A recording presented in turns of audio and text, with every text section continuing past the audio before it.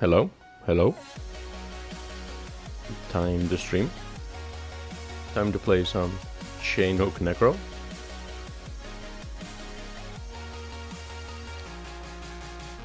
So it seems like New Year's is upon us, at least in some parts of the world. I'm still sitting in good old 2022. But I guess later today, that's gonna change. Still, I'm not much to celebrate, so I'm just gonna play my video games. And yeah, Hook Necro. We left off doing white maps yesterday. We got basically done with whites. We are pretty close to moving into yellows. Now, I think it's time to mess around with our gear a little bit.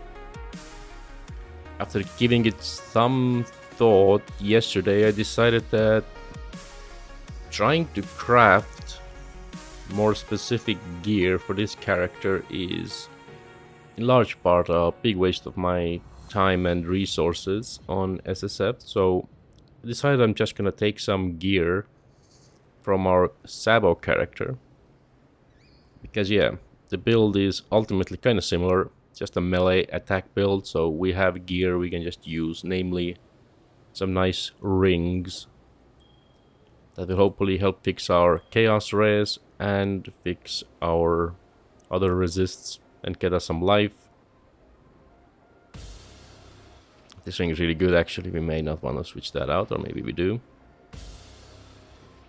This one isn't like terrible, 30 all res damage attributes, but we really want chaos res and life as well.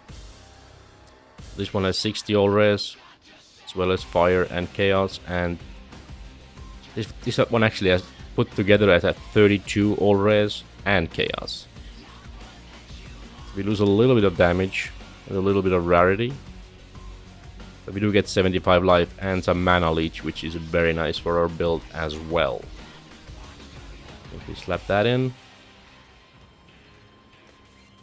Now the question is if we want to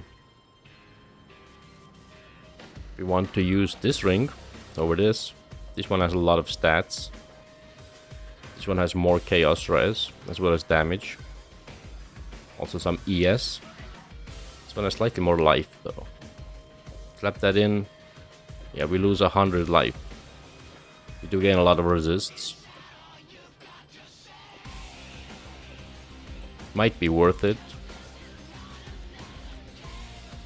Simply because, yeah. It sucks losing that much strength and resists, but 60. You gain like almost 10% damage with this. So we'll see how this goes. Probably also want to slap in these boots. Actually, I'm not sure if we want these boots specifically. Like, we don't really need the suppression, but it would be nice to get chill immunity and get some life. So there's this helm. It's gonna be really nice. We are gonna lose a little bit of fire, which is actually going to be a problem, I think. A little bit of chaos res. Because technically what we want to do here is actually we want to try crafting a focus. I have an idea of trying to do focus and cast like Desecrate and an offering on a focus.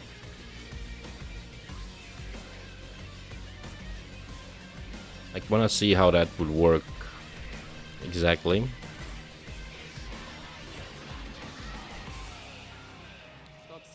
Try. We don't have our offering ascendancy yet, but we're gonna like aim to get it eventually. So we could get 20% attack speed, or we could get block, like 10% attack speed. Because when we take the ascendancy, we're gonna get like half of this.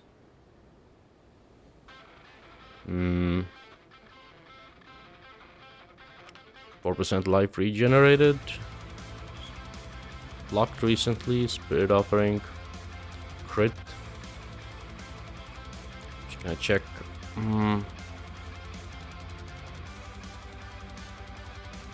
course, we get attack speed and cast speed from this as well.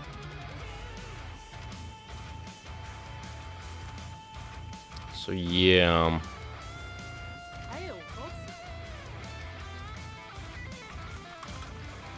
I think we're gonna need damage more than anything, so maybe we just go Flesh Offering. So we want like Flesh Offering and Flesh Offering and Wizard Desecrate. We really want to slap in Duration as well.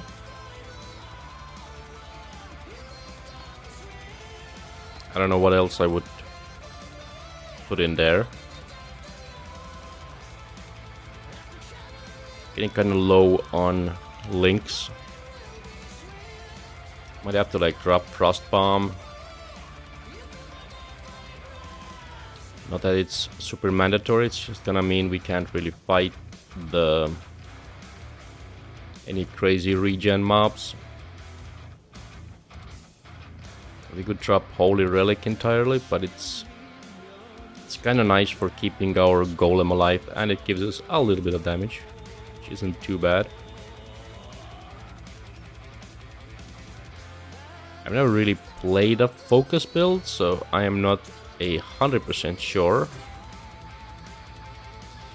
how this is gonna go. We're gonna lose a bunch of ES, which kind of sucks, but we are gonna get a lot of life and defenses. This is 400 armor, this is 400, but this is also some evasion. Gonna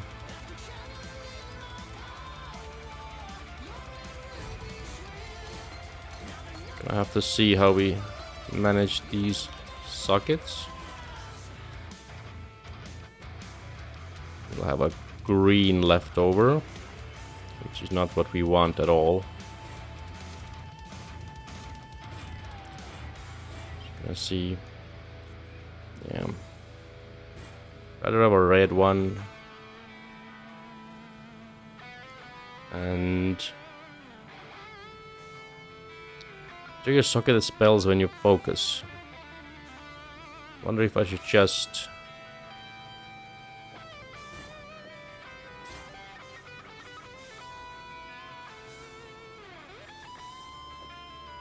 also slap in. Maybe we don't do the duration. Maybe swap in like. Okay, War Chief we have to cast manual anyway, so that's fine. Can it support auras? No, that's good. You wanted to actually cast the spells and not the other stuff. I'm thinking about putting the focus on move because it's instant cast, right? So yeah, we're casting Desecrate. When I'm ready, and not before. Does have a pretty long cooldown.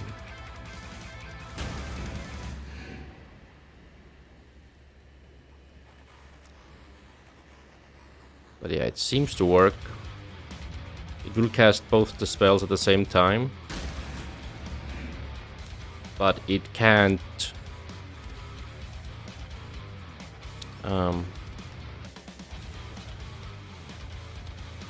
it can't actually... I don't think it can do it in the same... It can't like Desecrate and then consume in the same turn. I don't think. It will do it if I have a Desecrate pool already here. If I cast it here...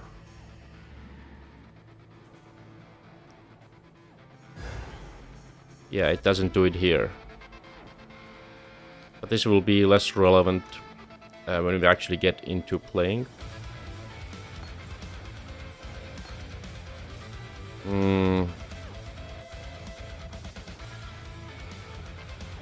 our resists, well, our fire gets totally fucked, so that kind of sucks. Need a source of fire. We don't need the cold, so we can switch this cold to fire. Except I don't have the resources, I don't think. Which is very lame. Need 500 of this resource.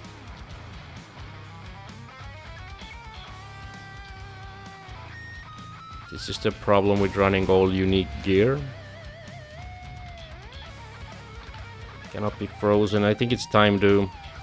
We have to go without freeze immunity for a little while. We actually want boots that... Yeah, that give us resists. I think we use this one. Doesn't give us chill immunity. But it gives us... It fixes our fire res, which we need to do. Yeah. Onslaught on kill is also wasted. But I think we go with this. Crafting the socket colors is gonna be a little annoying.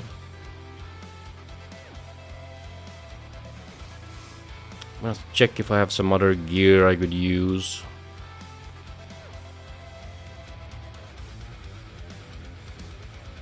This is an option. But again, it doesn't have fire res. We have to swap into that.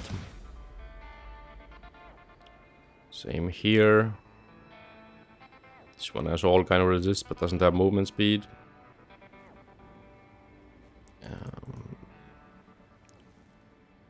This is good life, but lightning res. It says chaos res, which is nice.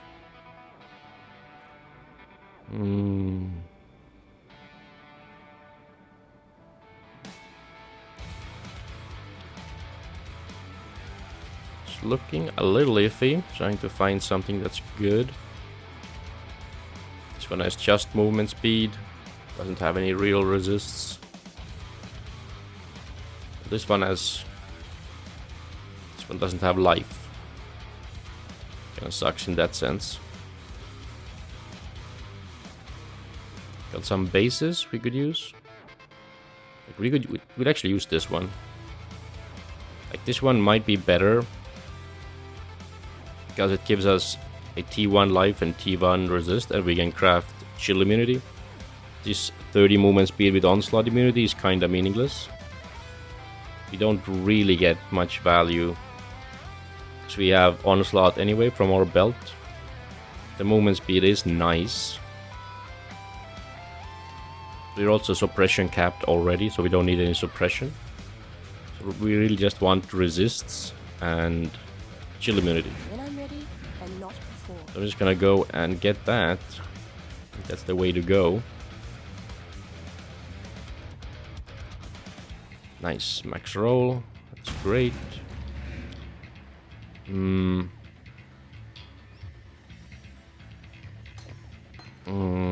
I wonder if I should let go of the Holy Relic. But it's kind of nice at keeping the golem alive with extra regen. Without it, it might be a little iffy. Do I have the sockets? If we get rid of this, so I lap this in here. Kind of want the blood and sand somewhere in there. We have this socket we can't do anything with. We have no other greens to use. So we kind of want, we at least want these two, blood and sand and stone golem. But the stone golem by himself is not gonna live. Probably gonna need to give him life and meat shield support.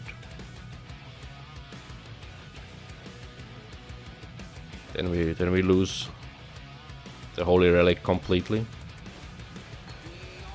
One socket short, one red socket short. Can't really give up Tempest. We kind of want the vulnerability for the damage. We can't really recolor this, which is a big problem. Don't want to move this stuff from here, because this is where our Enlighten is. I kinda like using these gloves. Get the Intimidate on hit. Like we could technically like get rid of this. Like yeah, we could get rid of the one of these sockets. We do have another copy with a single socket. That's one option we could do.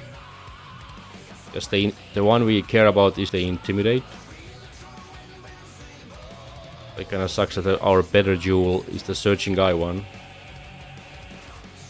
I think we might just have to get rid of the Holy Relic and Frost Bomb for now.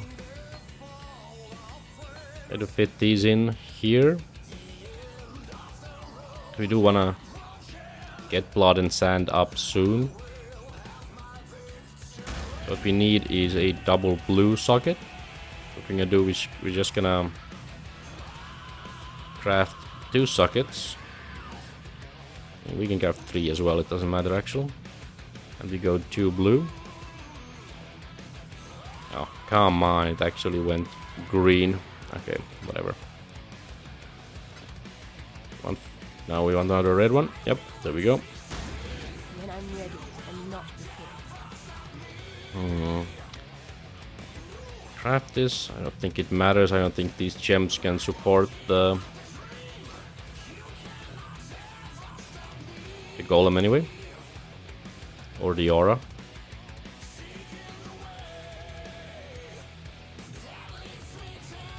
Gonna adjust these. All these buttons.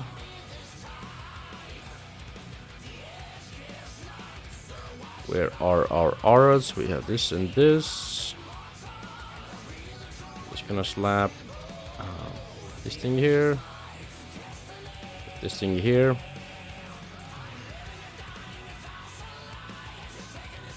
So can we?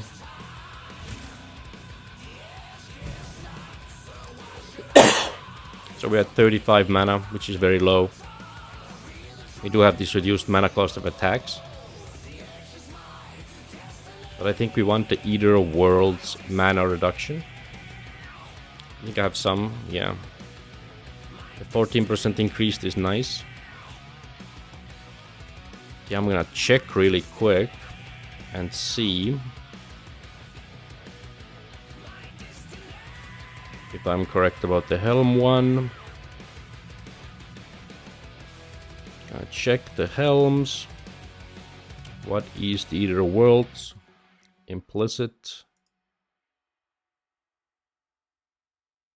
So let's see. Yep, there's mana reservation efficiency of skills. We do kind of want that.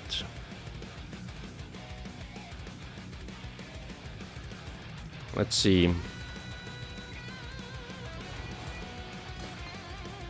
It's pretty fine. Spell damage, nope. Chaos, nope. Nope. Nope. Nope. Nope. Jesus, it just rolled through all of the things that we don't care about. Okay. Fine. Fine. Okay, now we get Fire Resist here as well. Really? Oh well. Whatever. It's fine to be overcapped. Overcapping isn't bad.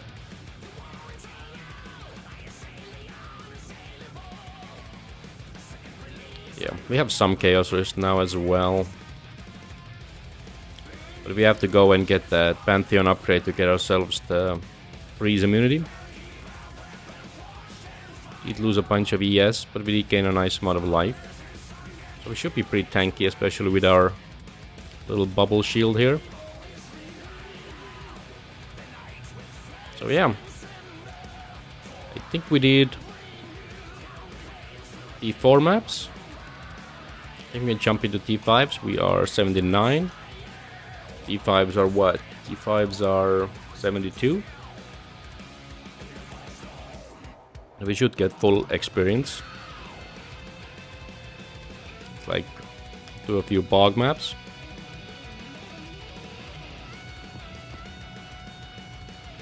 Demons, that means bleed. We are immune to bleed, whatever. Hinder, that's just annoying. Let's effective curses, sure. When I'm ready and not before. Doesn't really matter.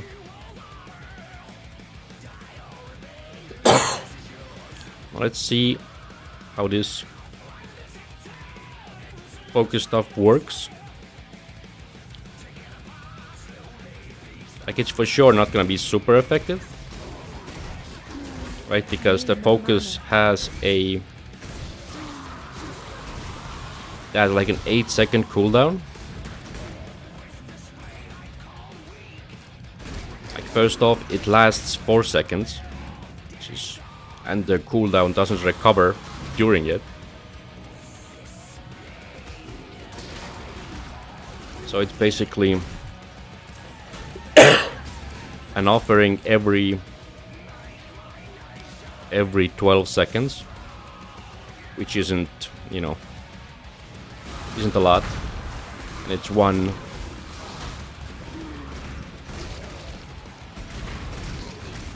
case of corpse consuming for our ascendancy passive. So it's not a ton.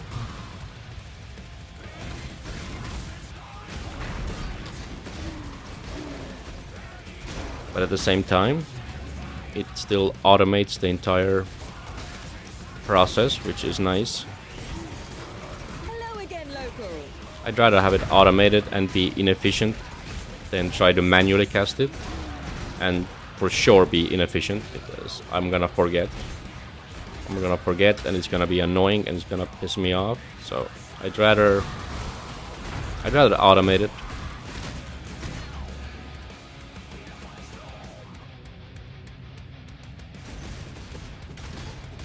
Damage looks pretty good. Definitely nothing to complain about too much. These guys hurt, as they do, as they always do. Gonna clear this area a little. Then we go and do the expedition.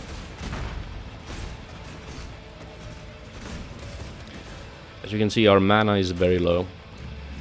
We need to buff that up. We need to get some of that reservation efficiency somewhere. I mean, we already took the stuff from here. We have the grace. We have this wheel. Our only choice, well, we have two choices. It's to get some more mana, which will automatically, you know, give us maybe a little bit more wiggling room, or yeah, we can't really craft anything else here. But we do have a lot of mana leech now. But it's not too huge of a problem. We can still clear. We just can't like summon the golem without disabling one of our auras first. The focus, yeah, Desecrate costs 25 mana. This costs 20 mana. So we can just barely do that. There's more reservation efficiency here, but I think this will be the closest. That's 3 points away. We would also like to go here to get regen for life, because we have basically all our regen comes from the golem. Basically nothing else. A little bit I took from here. Another 0.6% here. And we really do want some more regen. Of course, we could also take some max mana. Damage taken recouped as mana as well. That's an option. Card skill duration, that's not bad. We could... yeah, we could do something like reduced mana cost of skills, or recover mana when you use skill. We don't have precision, so our accuracy is actually pretty bad. Actually, our next skill point probably has to be, we have to take another accuracy bonus from here. Then maybe even path down here for even more accuracy. biggest issue is our weapon. Even though it's a sword, it's a crit sword, so sword usually have bonus accuracy as an implicit, except this weapon base, which has crit. That's unfortunate. Okay, increased logbooks, and they have a crit chance when I'm full life. Like, you can misread this and think enemies have 100% crit chance against full life targets, but that's not true. It says 100% increased critical strike chance against enemies on full life, which means if we are at full life, they have double chance to crit us, and their base chance is 5%. So it goes from 5% to 10%, and that's only if we are full life. So it's not that terrible of a mod, like most of the time. So I think we just grab it. Immune to cold, more artifacts. Immune to chaos, more stuff. We can take both of these. We don't do cold, we don't do chaos. Like, this is really good. It's gonna be a little iffy with the bonus damage, but I think it's fine. Experience, that's really good. We are immune to shock because we have Tempest Shield, so that is fine. Ignite is a little scary, but Ignite is manageable if you have max res, bit of regen, and you can just cover up with flasks. We have this fire immune and pack size one in the bottom. We take that as well. But this is looking like an absolutely insane expedition encounter. We can basically take every remnant that they all look good. Basically cut everything as well. Right? Yeah, we basically got everything. We don't even need the last explosive. So can ignite, can shock, immune to cold, fire, and chaos, penetrate lightning. Some extra crit, extra damage. It's gonna be a little bit scary. So we're definitely gonna, for sure, wanna kite away a little. I need more mana. Don't want to get overwhelmed. If they spawn some crazy rare with some disgusting aura, like invulnerability, it's gonna be really bad. We want to make sure that's not an issue. Okay, there's a logbook. That is not unexpected, because this expedition is super juiced. We got so much bonus mobs and quantity that was going to be very likely.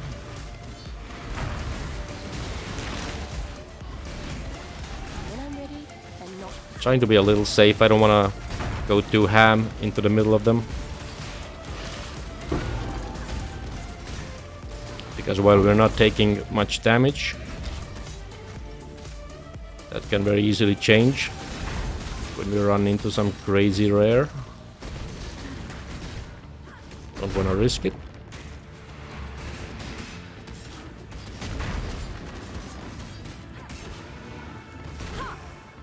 Okay, that was actually very easy.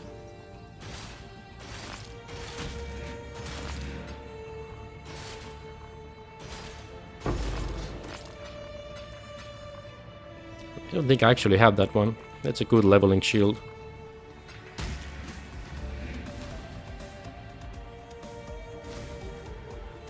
So let's see about this guy. Life cannot be leached. Extra projectiles. I'm gonna skip this one. Extra projectiles on skeleton mages. That is death. That is actual death. Alright, we did our Sanctum run last time. We made it to the first floor boss and then got wrecked, because they really didn't quite figure out how to dodge his abilities, because Chain Hook is so melee range. We ended up being like right on top of his character model, and even though we like technically stood behind him, we still got hit by everything he casted forward, so it was very problematic. Maybe we can try a little bit later. That's a lot of skeleton mages. You have to really be careful here. Like, I like the layout of the map, and you know, the boss fight is very simplistic, but you almost always get skeleton enemies here and these necromancers. Luckily we are nicely overcapped on resists, so we don't have to worry about the necromancer cursing us and taking away our resist and putting us into This way, a weak spot. I think we do all but the yellows. I need more mana. Yes, the yellows are probably gonna be not only risky, because they might have chaos damage, but also because they're very annoying. They tend to burrow and do all kinds of bullshit. I'm generally pretty scared of the blue ones too, but we do have really good spell suppression. Okay, this guy's evasive, which means our accuracy is absolute dog shit against that guy. We have to go and buff our accuracy a fair bit. It's going to really cut into our DPS if we don't. So next level up, what we really want to do is take that mastery, which gives us an extra point of accuracy per dexterity. That should be a decent buff to our total. So yeah, like right now we're probably losing something like 10% of our TPS just because of the accuracy.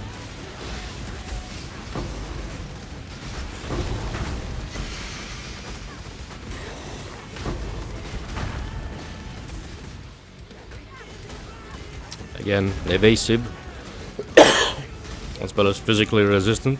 Yeah. This guy's taking a million years to kill. I swear. It's not the skill or the build. Specifically, just they've caught us at a really bad time in our build's progression. Just gonna set up my cup of tea. Gotta keep enjoying that tea. These gloves are a quantity gloves. I am thinking about maybe making some sort of a magic find character. I've never really made one. I think I have most of the magic find pieces. It is kind of scary. The mana sucker is. There's also a corpse exploder. Corpse exploder and mana sucker. I'm gonna try to kill most of these guys so I can fight mano a mano. I don't really want to. Okay, you know what the issue is? Issue is I'm spawning corpses and he explodes corpses, so that is very awkward.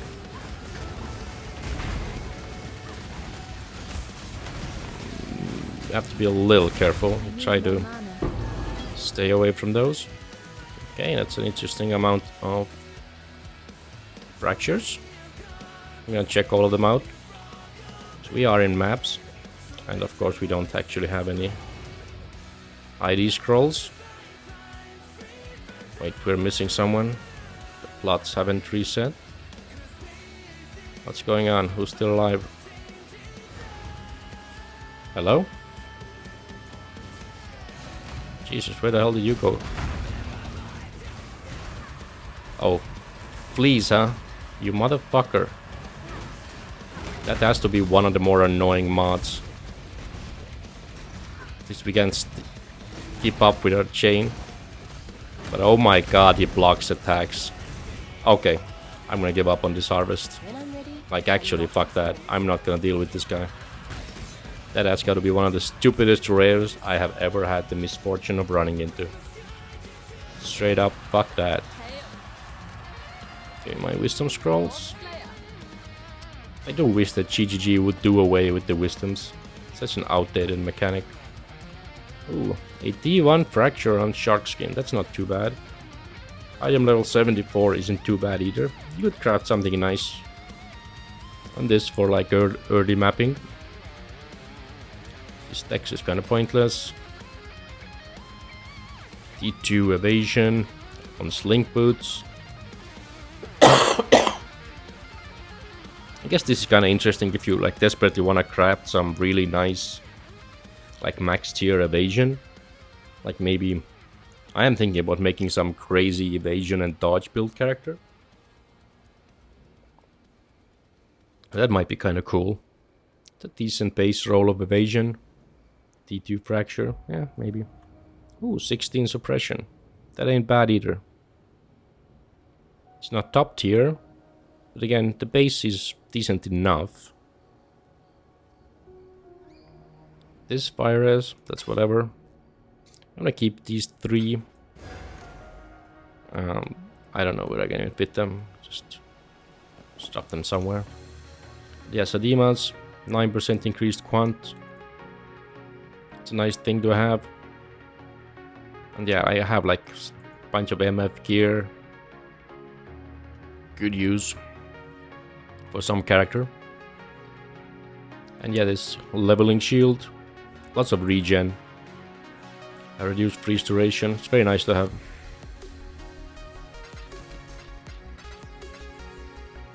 Should I put all these away? Screw it.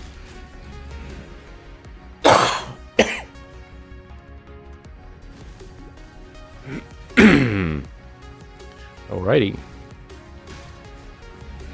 I need more mana. Keep clearing this map.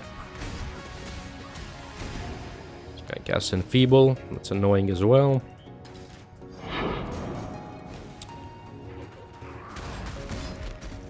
If you're thinking about like what Atlas, what league mechanics to like block, if there's one thing I don't recommend ever blocking is Heist, even if you don't like Heist, simply because Heist doesn't really do anything in your maps, right? It just spawns that Smuggler's Cache, which just, you know, drops you contracts and coins.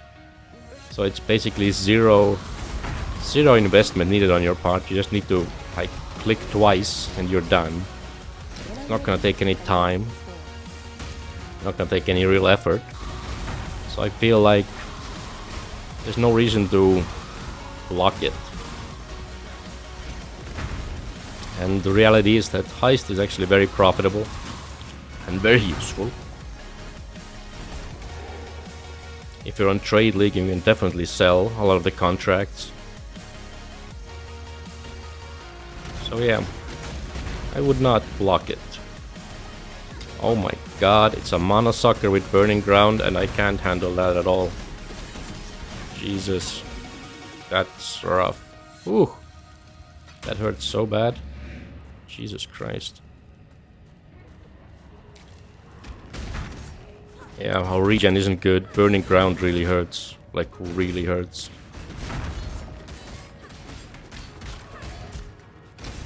We would love to have a way to deal with that. The boss chaos damage shouldn't really do much to us. Don't think that's enough to hurt us. Might kill our golem if we can't kill him fast enough.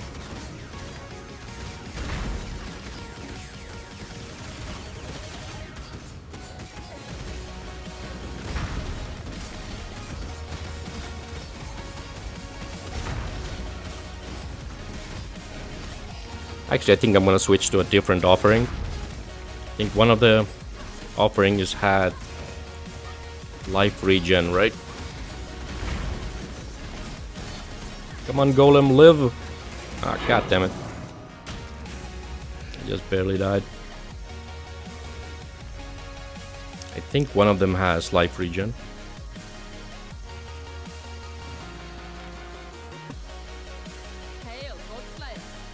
Because this one gives attack speed, which is nice for us when we finally get the offerings.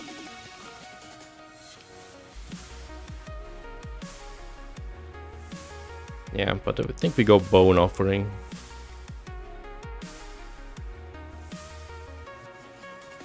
They are blocked recently. I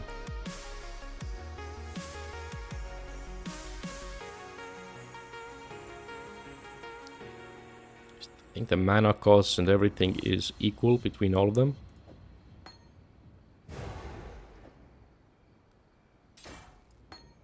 So maybe we try that. Maybe we try that. Found a jewel. Ooh, T1 life. Well, they're all T1. I mean, top roll life. Ooh, that is nice. That is really nice. Regal of Hope. Come on. Increased damage with staves. They're gonna suck stick. But still. Nothing to scoff at. A really solid jewel. This one is way better. This one is almost perfect for us. This gives fire and cold. We actually don't need fire and cold anymore. Crit chance is nice. They almost want to take the damage taken, recoup this life.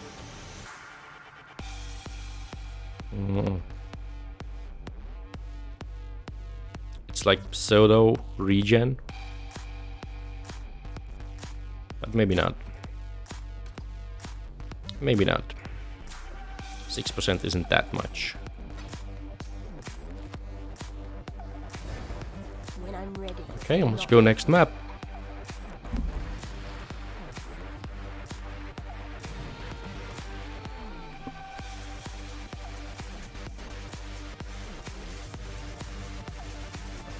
We might get a level up here.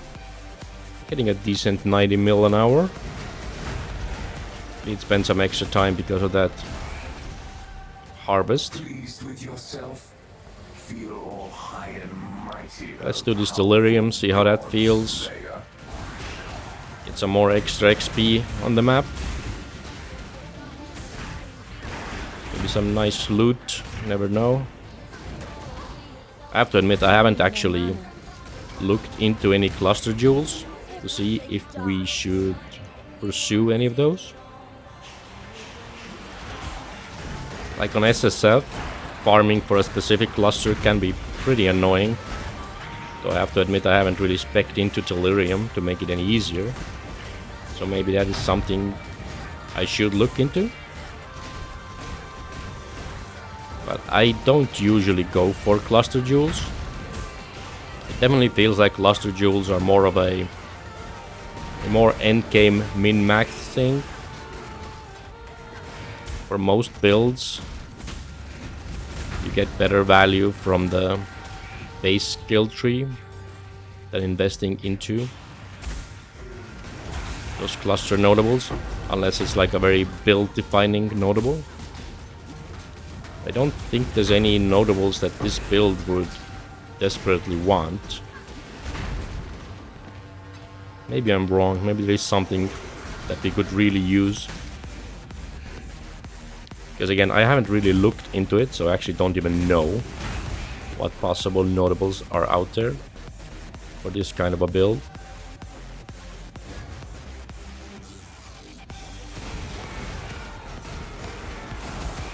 Assume there's something really nice.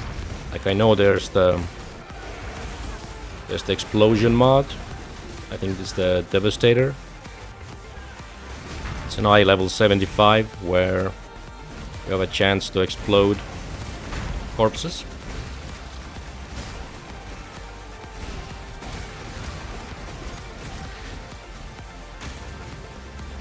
But yeah, I'm not sure how much we'd actually want that. Because we are Necromancer, we get bonuses if there are corpses around and if we have consumed corpses. Not sure we want to explode anybody. I'm actually not sure how that works exactly.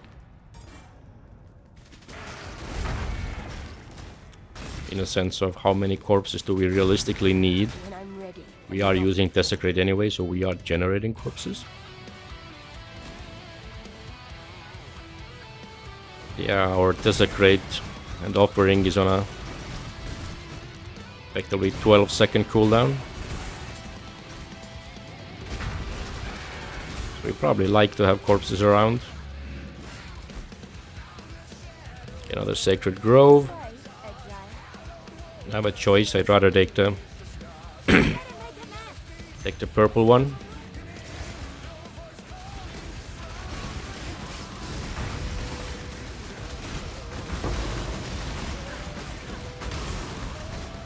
I need more mana.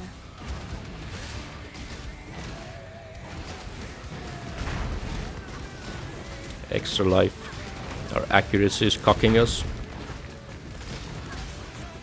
Come on, come on. Nice amount of life force. I have to admit, even after speccing into Harvest, I haven't really noticed getting more life force or anything. I'm sure it works, but there are still times where I get literally 0 life force from a plot, despite having all the nodes taken. Obviously, I don't really choose my maps much at all on this hardcore SSF, but I feel like you should get like guaranteed life force per plot, like at least something. It feels so weird to get 0, even when like the plot has like several rares. Then it's just like weird.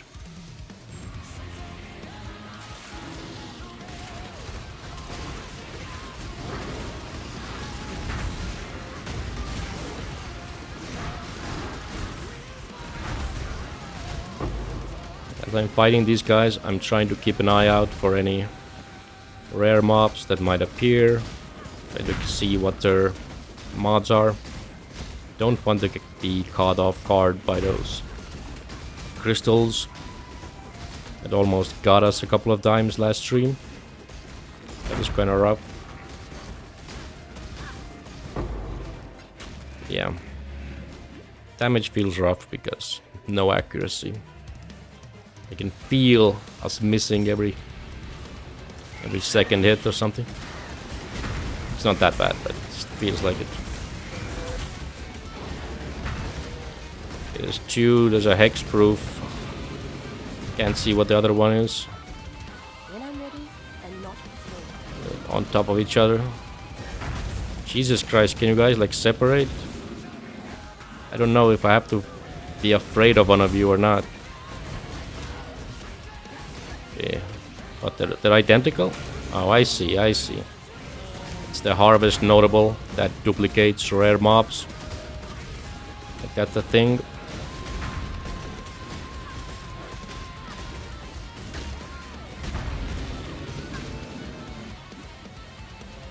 Oh, they're hexproof, right? Why am I cursing them? That's a little annoying. For sure. Ooh, yeah, I wanted to dodge that slam. Like, I'm confident I can tank it because we have a decent amount of armor and we have our shield. But that thing slapped away our shield. Almost killed us. This guy hit very hard with those slams. Definitely want to get into the habit of dodging them, especially in like gauntlet events where monsters have more AoE and more damage. The AoE can get extremely ridiculous. I've seen people pretty much get one shot from like half a screen away. Our Akali touched Elemental Equilibrium. Spell resistant cold freeze. Oh. You know, I'd rather not deal with a god touched essence mob. Those guys will become so insanely tanky and do so much damage. That does just not seem wise in any way. In any way whatsoever. Okay, we gotta level up. I think we're gonna go and check out that accuracy.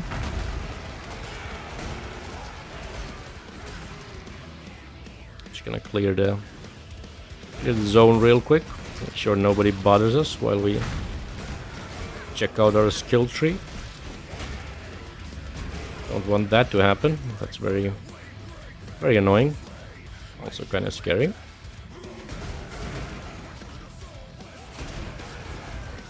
Alright. Yeah, our accuracy is 94.85. We have 250 dexterity, so this master is gonna give us 250 accuracy, which is gonna be like 10% more.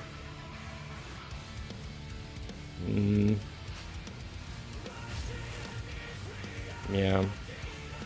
Gave us what, 3%? Yeah, it's not gonna be enough. Might have to go here. I'm actually thinking if it's better to maybe just go resolute technique, completely drop any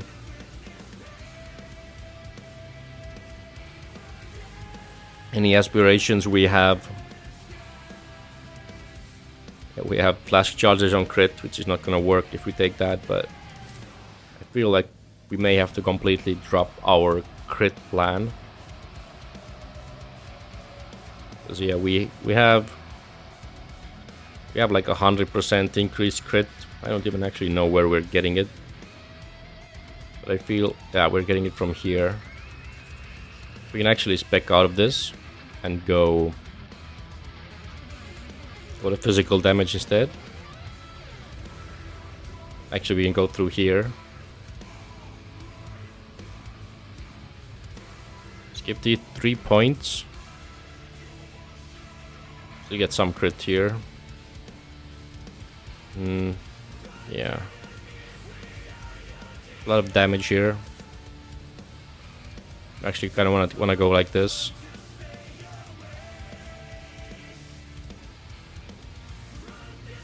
You could also just connect from here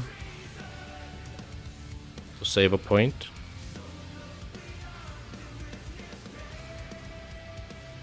But yeah, I think that's what we're gonna do actually.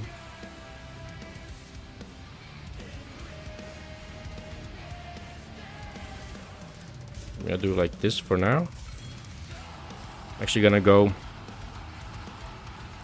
Let's fix this issue. Let's fix this accuracy issue completely.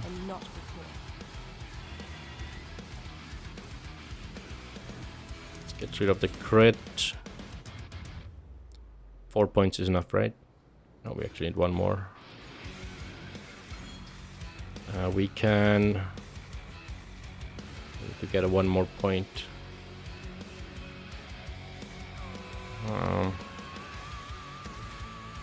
That the skill tree just keeps looking awkward. No matter how I look at it, it just feels like there's something wrong, even when there really isn't.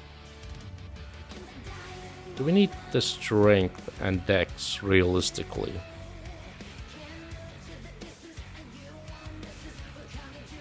Don't really need to resist. Yeah, it's kind of meaningless. Okay, now our accuracy is fixed. I think that was a better choice overall. We'd actually get Divine Shield. I feel like that wouldn't be bad either. Because we have evasion, a fair bit of it, we still get hit. Could eventually also go here, get more armor, evasion. There's a bunch of life here, there's this block. We could actually max out our block with glancing blows. There's more damage here. I think we actually might want that. Overwhelm 10% more. I think we only have like 25% overwhelm, so I think we want more. And we have there's actually no mastery that we'd want to take. We're already capped on Impale. There's also a bunch more life regen here and a bunch more life. This bleed. We actually made our way back into the Marauder tree again. Marauder and Templar, where all the good stuff is. Damn, it's almost gonna be better to like maybe try some angle to go from here. Our skill tree is literally all over the place. I think it's fine. I think it's fine. We'll manage. We will manage. I think we go towards Ghost Shrouds, maybe? Either Ghost Shrouds or we go here and to get our mana reservation. Give us also 12% increased effect of our auras, which is not something to discount. It's a fair amount. It's gonna give us Impale effect. It's gonna make our... When does Blood and Sand count? It's not really an aura, it's a stance skill. I'm actually not sure how that works. Might go there. What else do we have here?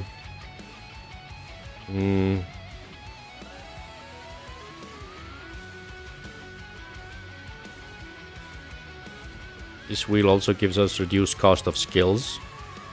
That would help to cover our mana issues.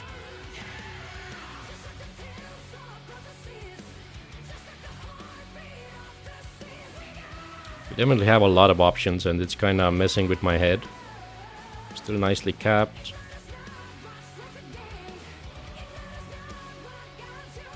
Wow. I'm getting somewhat overwhelmed. I think we're gonna go...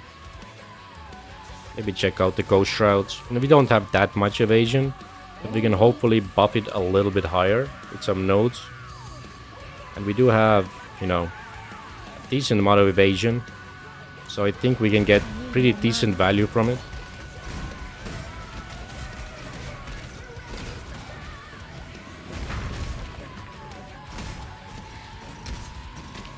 Yeah, it definitely feels nice to not have to worry about accuracy. I wasn't originally planning to go Resolute Strikes because I wanted to make this more of a crit build. But yeah, it's time to admit that's probably not gonna work out for us. And the lack of accuracy is gonna screw us really badly.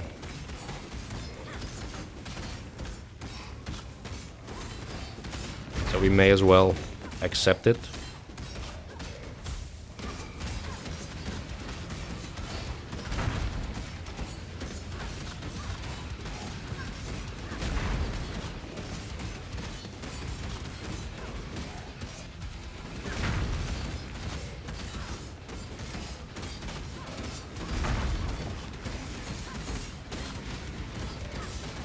This guy's tanky. Lost our golem again. Can still afford to cast his ring. 24. Yep. Let me see. Actually. Yeah, actually the way it is right now is we actually don't have the mana to cast both. Desecrate and Bone Offering at the same time, even when corpses are available. It's a little bit awkward right now.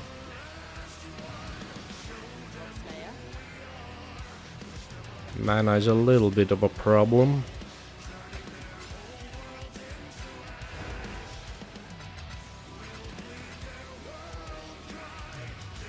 Wonder if we go into actually, I think it was tier 7. Yeah, Frozen Cabins is where we get our freeze immunity. I think we're gonna do... let's do maybe... do a few icebergs. Make our way into these yellow tier maps. We actually don't want chain because it's gonna hit our golem and then go to us. We are immune to blind, so that isn't really an issue. Monster life is kinda annoying. AoE. Yeah. Cannot be stunned, more life. Okay, fine. We don't really stun anyway, so shouldn't be too bad.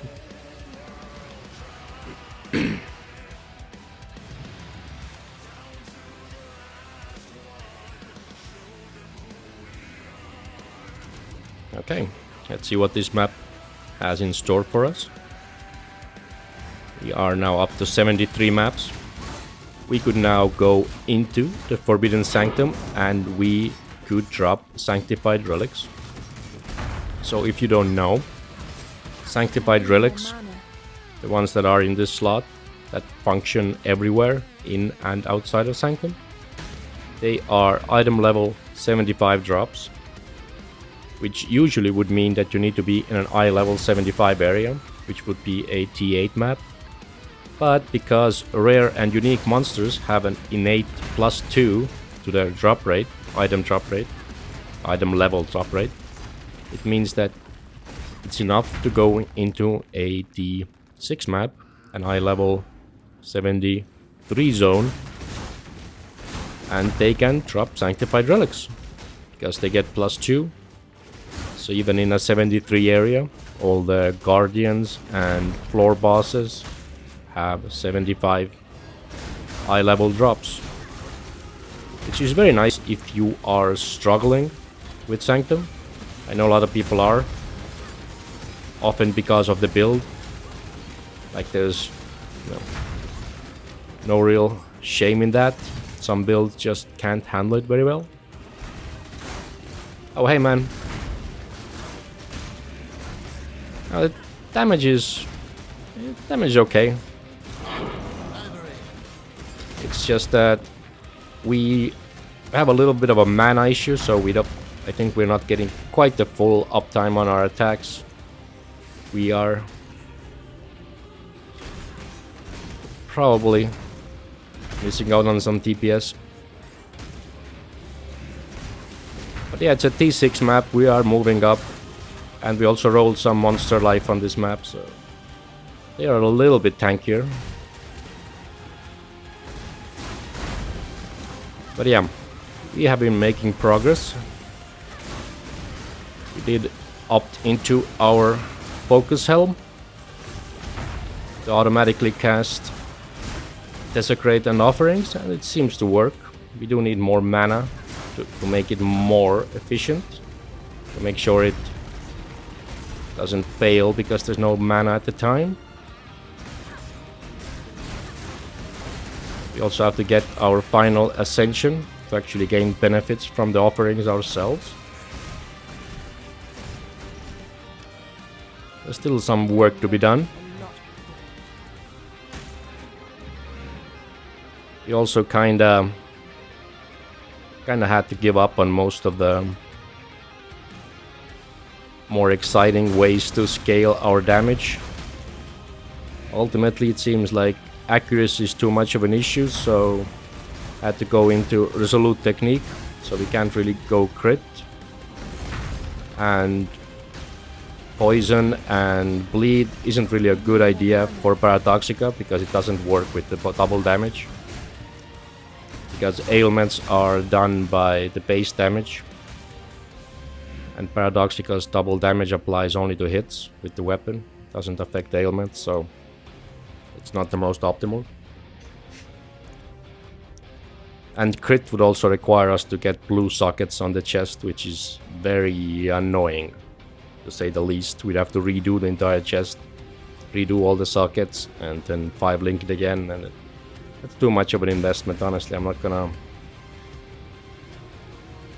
Extra life physical resistant. Well, fuck that. That's gonna take forever to kill.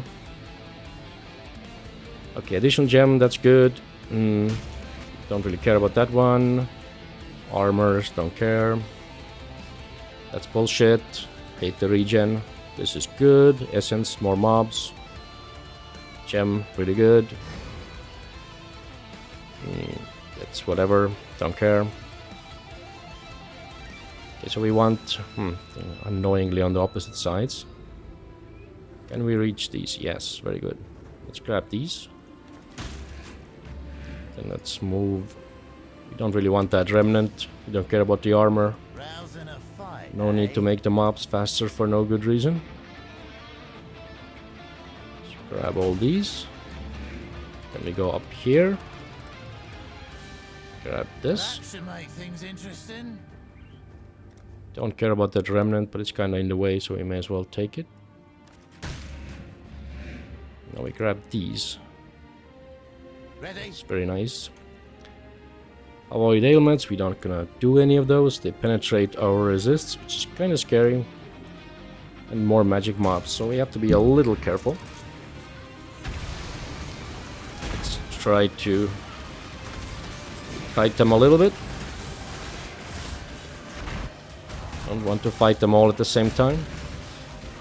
Lots of mobs with shields again, which is very annoying.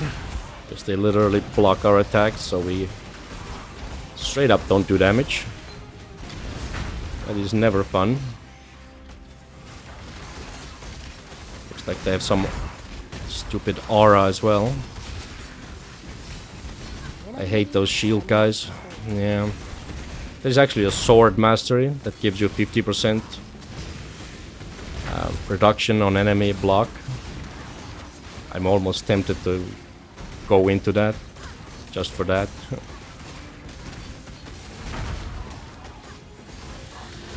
Yeah, my main character with Storm Rain, like once spent, I don't know, like half an hour pounding a group of these mobs. They just would not take damage. It was insane. Okay, this sucker mob is also very annoying. I'm just gonna lure him a little bit this way. So I don't have to fight an entire army of these suckers.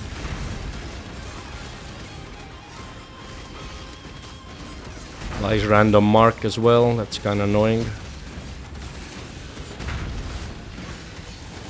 Okay, that kind of hurts. Bunch of AoE bullshit.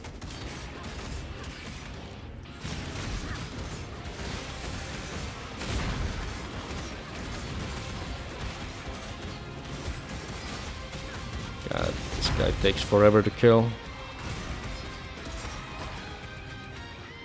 Yeah. It's really rough for ranged projectiles. I had to like really carefully maneuver around them. Because like you can't do damage if you like... I think you have to maneuver behind them. So their shield is kind of like directional. I do believe if you go behind them, they will take damage. Or something. Okay, there's a crystal mob here. We have to be careful. You almost died like 3 times yesterday to these crystal mobs. Because the issue is this build has a fair amount of visual clarity issues regarding our own character model. So it's not like it's like covering the entire screen in shit, but it's our character model. We have this bubble, and the chain hook puts us very close in range to the enemies. Then we get this AoE effect. We have our golem here. We'll get ancestor totem.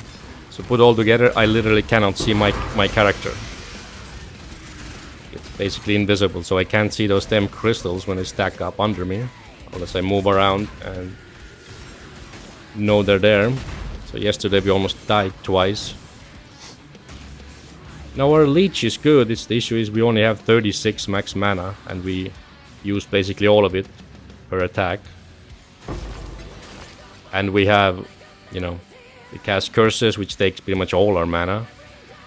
And then both the Desecrate and Offering also takes almost all of it. So it's a bit rough. It's a bit rough.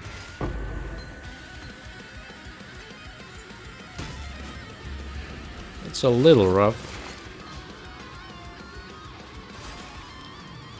We could eventually craft like reduced mana per attack. We do have the Helm, which actually reduces 20%, so it should be even worse.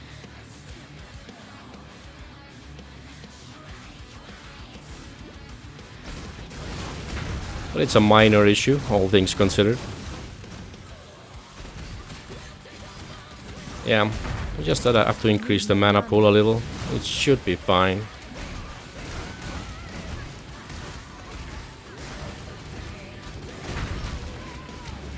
We'll see if we take... I think I'm pathing into into Ghost Shrouds right now. We don't have a lot of ES, but we can get more. Might be a nice defensive layer, and we're getting some...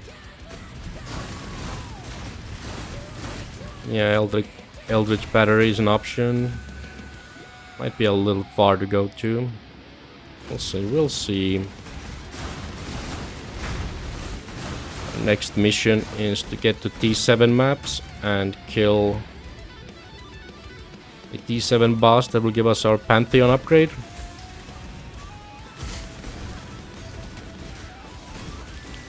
I actually don't think I've ever played any build with Eldritch Battery.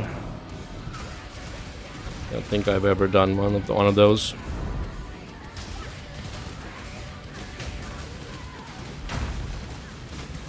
Never really felt the need.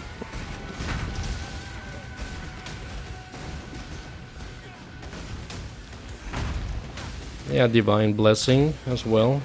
Something to do. I haven't really played much with Divine Blessing either. I used it like a few leagues ago when it was still... You could use it with life. But now that you have to kind of use mana or ES for it. Seems quite a bit of a hassle.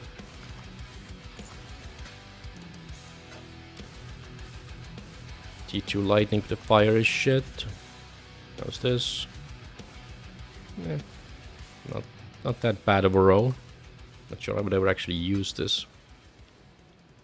The Ascetic. Ooh, high roll. It's nice to have, I guess.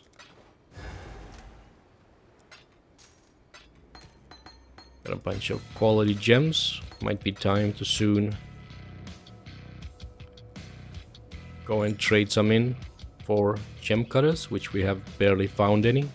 It's kind of annoying. 115 mil an hour, that's pretty good.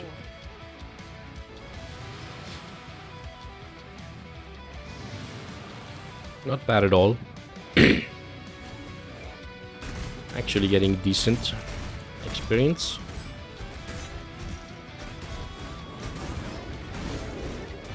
We are level 80. Should still be getting maximum XP from this map, I think. Once we level up, we probably want to go higher. But yeah, want to get that Pantheon, get ourselves freeze immunity. I need more mana. Oh god, this is annoying. These curse guys are so obnoxious.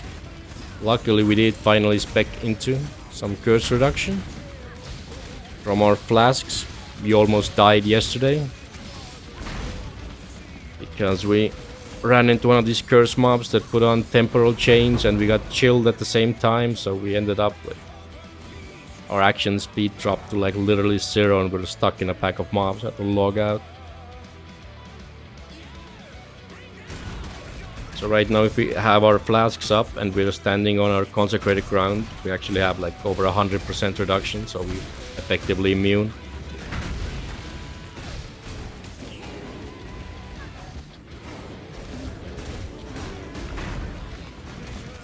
Yeah. Well, the temp chains definitely does a lot. My character feels literally like it can't move. Feels pretty bad. If I don't have curse reduction, like, yeah, my character legit feels like it cannot move.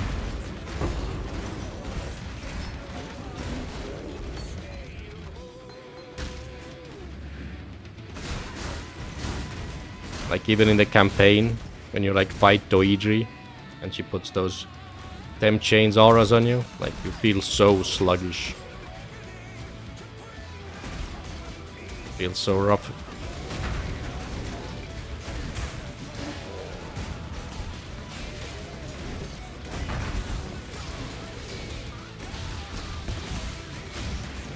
Where's this guy?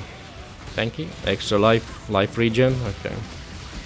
We kinda ran out of gem sockets, so we had to drop frost bomb, so these guys are gonna be annoying when we run into them.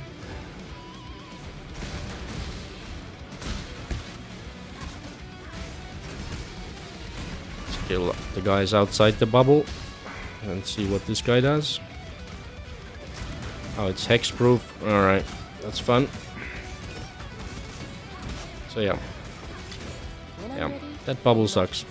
But again, right now, if our sulfide flask goes off and our other flasks, we will basically be 100% immune to curses, so it doesn't feel as bad. Definitely barely felt that temporal bubble there. I think it counts as a curse, yeah. It should at least, because yeah, right now I basically didn't feel it at all. But it had to be affected by it. I imagine it's basically... I need more mana. It's basically...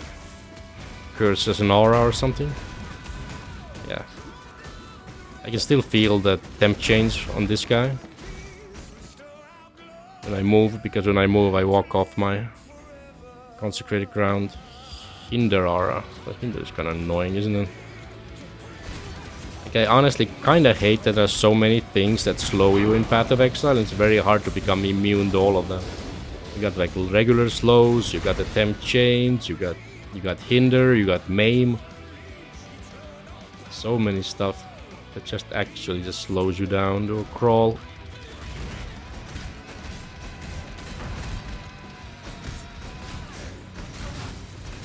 Yeah, there's a fair amount of chill in Act 1.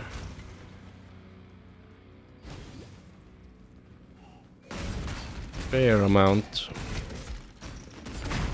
I guess they wanna get players comfortable with all the bullshit as early as possible. In a lot of ways it makes sense. You don't wanna lure people into thinking that PoE is something it's not. You know, can't make it too easy early on, or people think, yeah, this game is super easy, I can play that. And then they like get stuck in like Act 9, Act 10 of the campaign or something, or maybe stuck in white maps and go, okay, this game is so fucking hard, I can't do this, there's so much stuff to learn.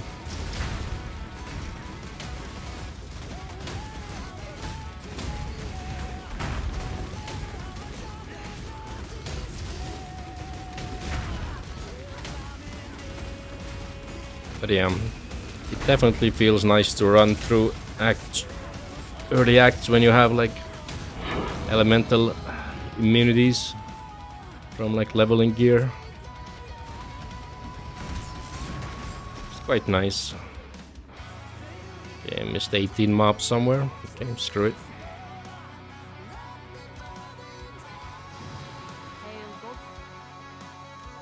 Maybe we actually go and try to get our Pantheon already.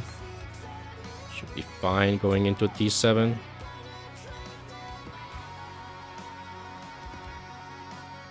I usually don't like rushing, but but not giving them more tankiness.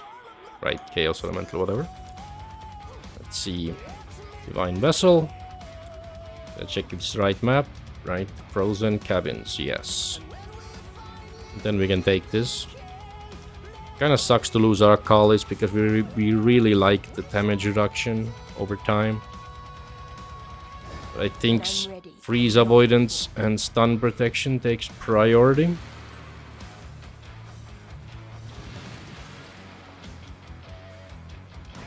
You can usually run and flask damage over time. Once you get frozen, you're stunned, you're kind of fucked.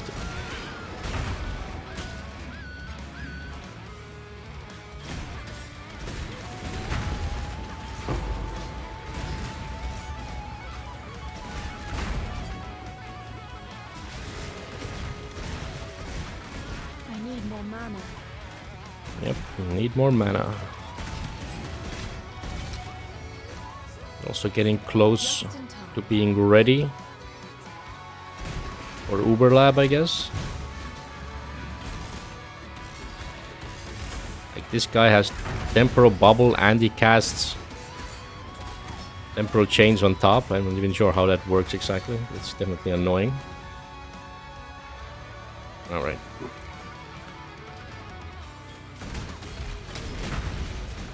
I'm gonna get the offering ascendancy so we can benefit from the offerings.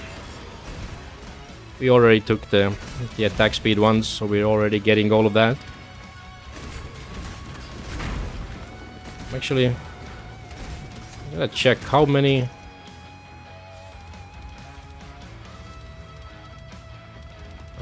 How many corpses does it consume? Like all of them? Doesn't even. That's interesting. Also, that it also doesn't seem like it actually appears anywhere on the buff bar as to how many corpses I've consumed recently. So I actually don't know how much. 4 additional, huh? Okay. So we don't get too much benefit from the ascension.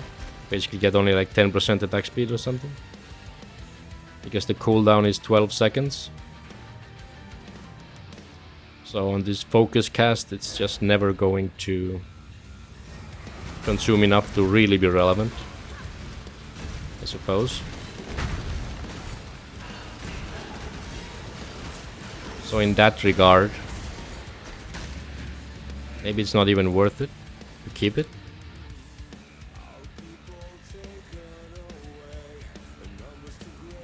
So yeah. But yeah, we still get the chill and shock, so that's actually probably worth it. Otherwise I might go for this. Because that would potentially fix our mana issues and would, you know, give us nice energy shield regen.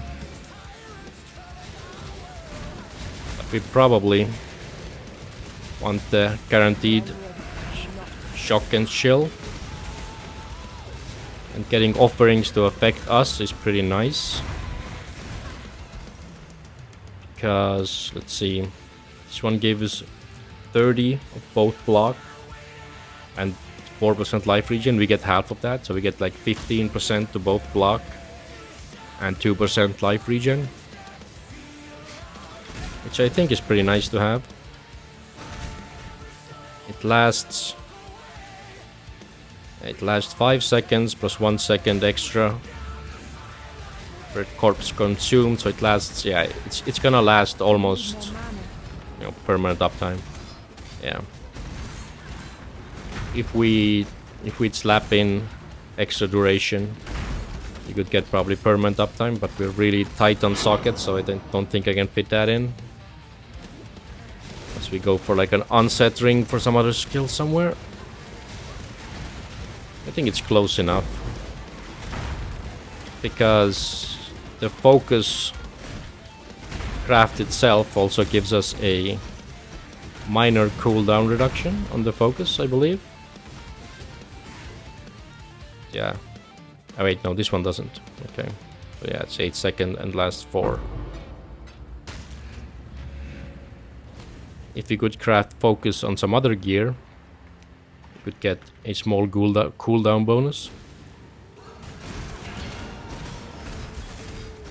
Might be interesting to craft something else. I think that's how it's often done. You craft focus on multiple pieces of gear, so you can get like stacking benefit, I suppose.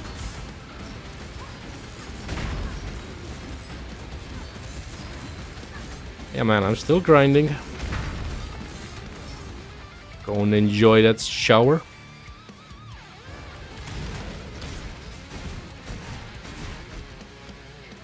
Just in time. Yep, good luck, gonna need it.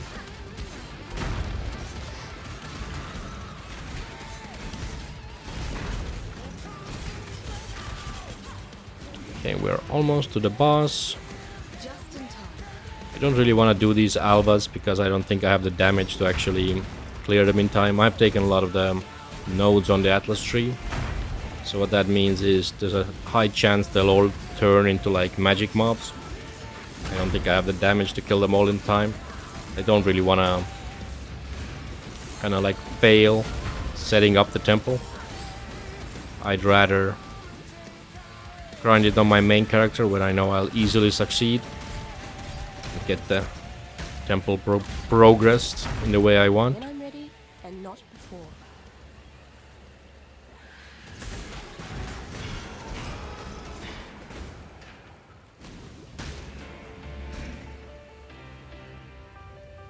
best jewelers, 3 packs, whatever. Hey, this T7 map has been pretty chill. It doesn't feel like we have any issues. This boss does a bunch of AoE damage. He has like his own version of RF, I do believe. Also get plastered by this. Oh yeah, this stuff kind of hurts. Definitely kind of hurts. And these things I think are also kind of like mini RFs. We kind of wanna move around a little. Don't wanna get too close into this AoE bullshit.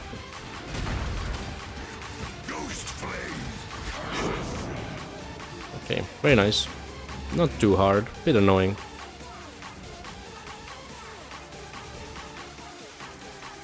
But now we should have our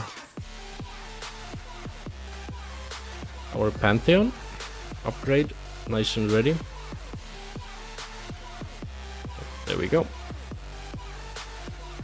Freeze immunity. We don't need to do the last one because we are immune to chill thanks to our boots. But yeah, losing our call is gonna feel a little bad because damage over time is still a big weakness. But we should be pretty safe against stun and immune to being frozen, and we are immune to shock because of our Tempest Shield. So all in all, I think we should feel pretty safe. Pretty safe. What else? We do have a chance to do Uber Lab. We have some offerings. So that's nice. I actually have some divination cards we might turn in. Do something fun. See if we get something cool on stream.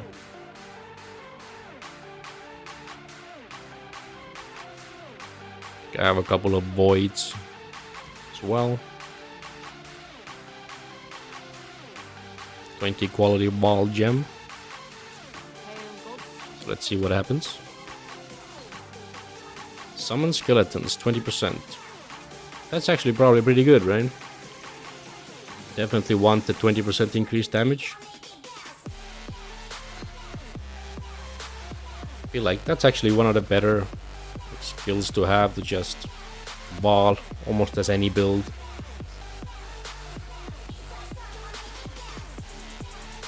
Interesting. An item level 80 prismatic ring. 1 chaos. Alright. Ooh, that's interesting. The roll is pretty bad, unfortunately.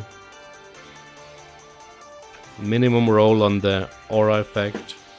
Average on enemy hit.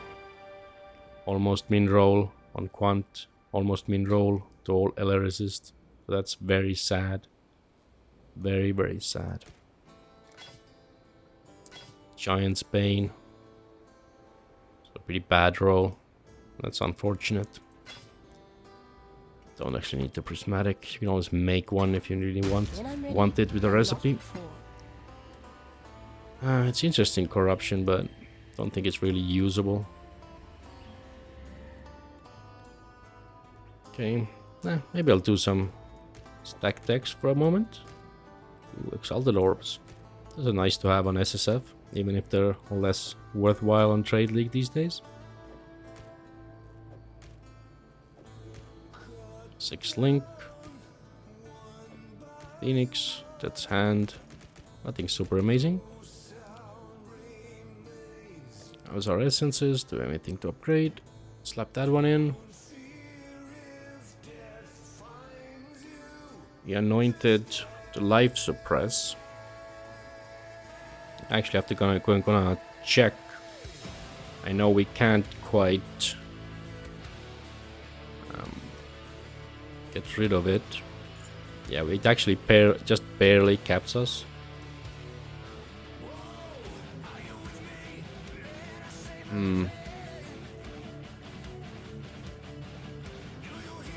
Yeah, we have this one taken, so we can't really get rid of it. Or the Mage Bane. If we get more dexterity, we could get rid of it. Yeah. Get some ES from here. We could go further and get this juicy wheel here.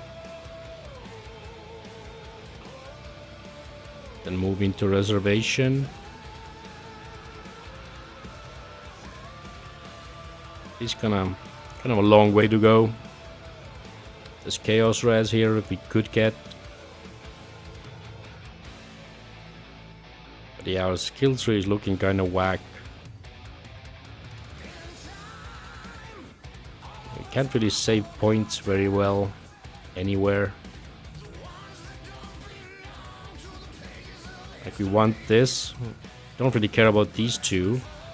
Kind of want this. So we want the suppression, we want the life, we want the ES. This is all good.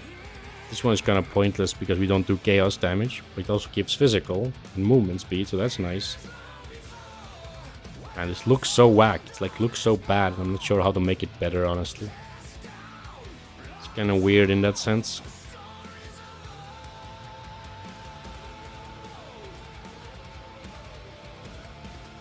It's 1 energy shield per 8 evasion on boots. We don't have a lot of on boots at all. It would be like 20 ES, that's kind of worthless. So yeah. Let's see what other 7s we have. Necropolis is... that's the skeleton one, right? It's kind of annoying, we can't curse the skeleton. I wonder if it's too early to go into T8s. Maybe not. Maybe not. Maybe it's gonna be fine. 2, oh, this is very annoying. Undead is annoying, but whatever. When I'm ready and not before. This boss might actually be kind of annoying for this build, because you have to get into melee range and there's a lot of elemental damage coming our way. But we do have good suppression, so maybe not that big of an issue. We'll see. I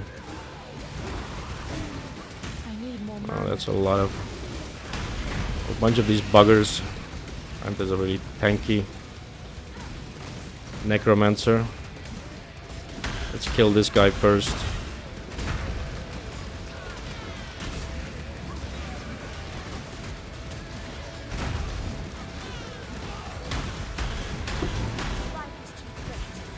Okay. Let's try to kill this guy and get Einhard to show up.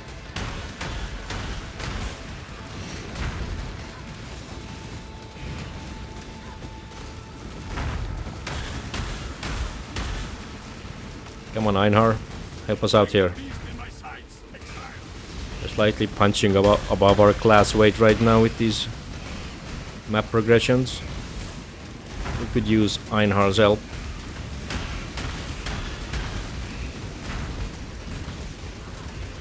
Those red beasts are generally tanky, so they're often not particularly easy for any build, unless you're really getting that DPS down.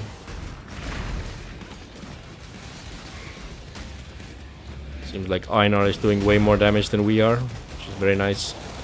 Can make it a lot easier. Maybe we should spec into Einar on the Atlas tree, make sure he can always show up and stick around. Like that's a very, it's actually a pretty effective way of making your Atlas clears and boss kills easier. Like if you're struggling, just spec into Einhar, get some Einhar scarabs, force him on the map every time, and have him carry your ass. An actually viable strategy. Oh god. Where's the mob? Where's the mob that does our Kali? That's kind of scary. A little bit scary.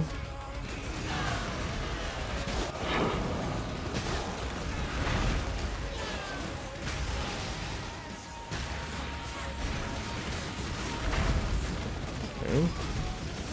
Physical resistant. Because of course it is. Of course it is physically resistant to our pure physical build. This one is captured. Einar will take it. The game always knows. When I'm ready, I'm not.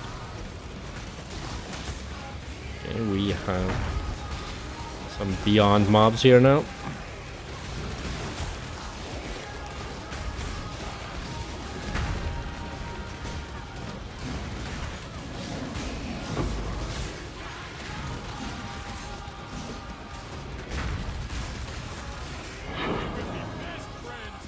But Einhar is doing work.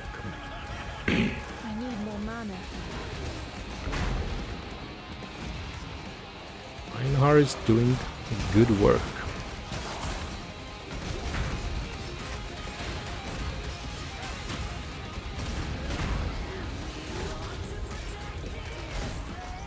These beyond mobs don't look too bad.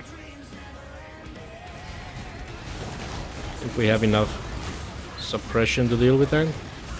Okay, here's the Arakali touched mob. Trying to keep a little bit of an eye out for those abilities.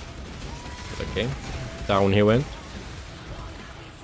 A whole bunch Too much clutter. of fractures. Let's see what they do. That's useless. T1 life, definitely not useless. We can keep that. 17% attack speed. It's not the best base. There's still T1 attack speed. Could keep it. We don't care about the base. I think it's fine to keep. This doesn't really matter. Small. Wow. T1 attack speed as well. That's kind of crazy.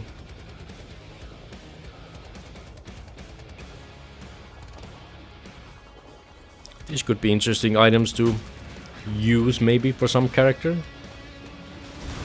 Obviously not the best stuff, but on SSF a fracture goes a really long way. Even if the item level isn't super high or the base isn't the perfect one, having a good mod fracture just can go such a long way. Then you can just essence craft and make it quite viable. We will be best friends, beast. Too much Till we clutter. slaughter you. Okay, fine. We'll go and deal with this stuff. Put them away somewhere. Just make like an extra tab for a bunch of this stuff. Don't know if we can fit these anywhere. Okay, fine. When I'm ready, I'm not. We almost have our level. We have expedition here, which is very nice. We have a breach. That is the unused breach, just the base level. Shouldn't be anything crazy. It is our old boy tool. We are immune to chill, so it shouldn't be too I bad. need more mana. It can be still a little scary. There's a lot of spells and it's kind of hard to see anything because they create this chilling aura. It's kind of visually annoying.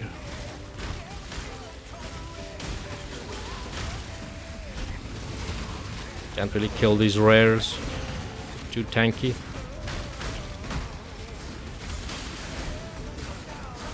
That's not too bad. We got our level up. And this build not really a league mechanic doer. Not really a league mechanic build. Of any league mechanic really. So we're almost here.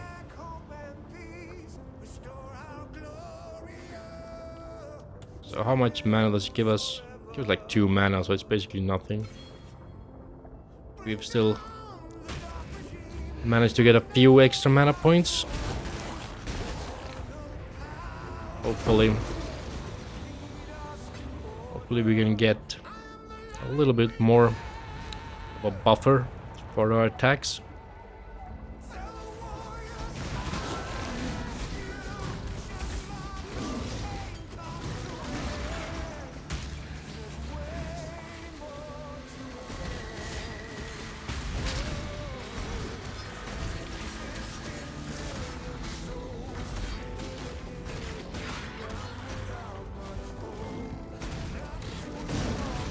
We are getting 125 million an hour.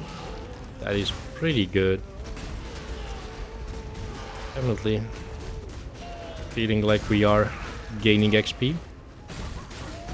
And again, like we did with our last character, I'm probably gonna level this one to about 90. I think by that point we will be doing these 16 maps. God. There is an invulnerability aura. Dude. I think we're gonna go and kill the boss with Einhar's help. No. Aw, god damn it. Fucking possession on a boss. We definitely needed Einhar for this. When I'm ready, It's gonna be kinda annoying otherwise. Our golem died pretty much instantly.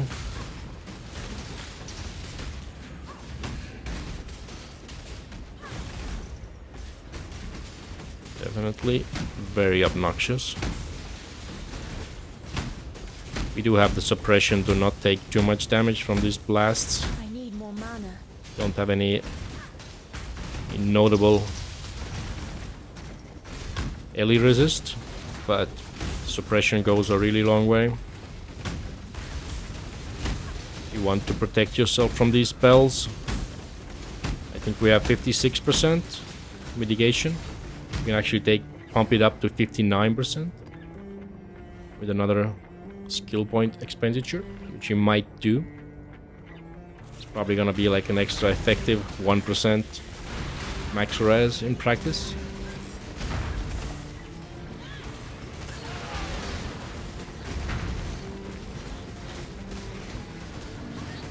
Yeah, these guys are a little...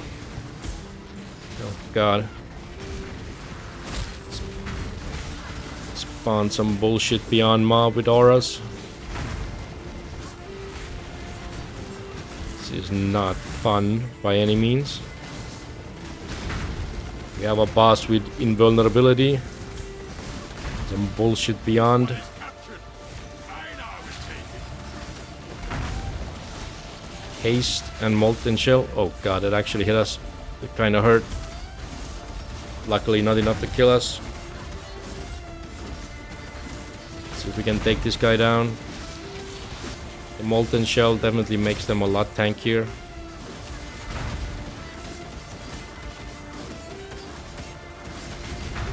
Should be able to kill him. Nope. Molten shell back up. Okay, yeah, we got it. A little bit more mobs here, and we gotta do the expedition. Well, we don't have to do it, but we want to do it, of course. Expedition do good to ignore. Might even do a logbook. We have some lower level ones. Okay, Ice Nova. Ice Nova really hurts. Luckily, it's very easy to avoid. Just, you know, run away. But it is pretty high range, so you have to be a little bit careful. Yeah, you don't want to eat the Ice Nova in the face because it does a lot of damage. And your defenses should be good enough that it doesn't one-shot you. But it's straight up not uncommon for people to actually get one-shot by it. It does so much damage. Their build is not quite there. You can just die. Okay, good, terrible. Don't really care about corrupted items that much as to risk making the encounter harder. Oh shit, there's logbooks here. We have to take the logbook ones first, or we don't get the benefits. I'm not gonna open this beast. This is gonna be pure suicide. Fuck that. Don't want them to remove our mana or energy shield. In the chaos is fine. No crit is fine. We're gonna start with these. Can't quite reach this. It's not too bad. There are any more skulls here? No. Maybe we can go like this. Then go here. Gambling with our lives. Then go here. Grab this stuff. We get all of this. Then, yeah, there's nothing else to take. Whatever. So, 3 shock, we're immune, that's fine. We don't do chaos damage, so that's fine. More monsters with more speed. And we can't crit them, well, we can't crit anyway. And yeah, basically all the downsides don't work against us. It's very nice. This is definitely going to be a bit of a challenge. This is a T8 map. I wouldn't say we're exactly ready for T8s in like in a full manner. Kinda skipping a few steps here. Kinda going faster than is reasonable for hardcore SSF. Like we have some decent gear. Like we feel tanky enough, so maybe it's fine. Blocks attacks and bullshit. That's always annoying.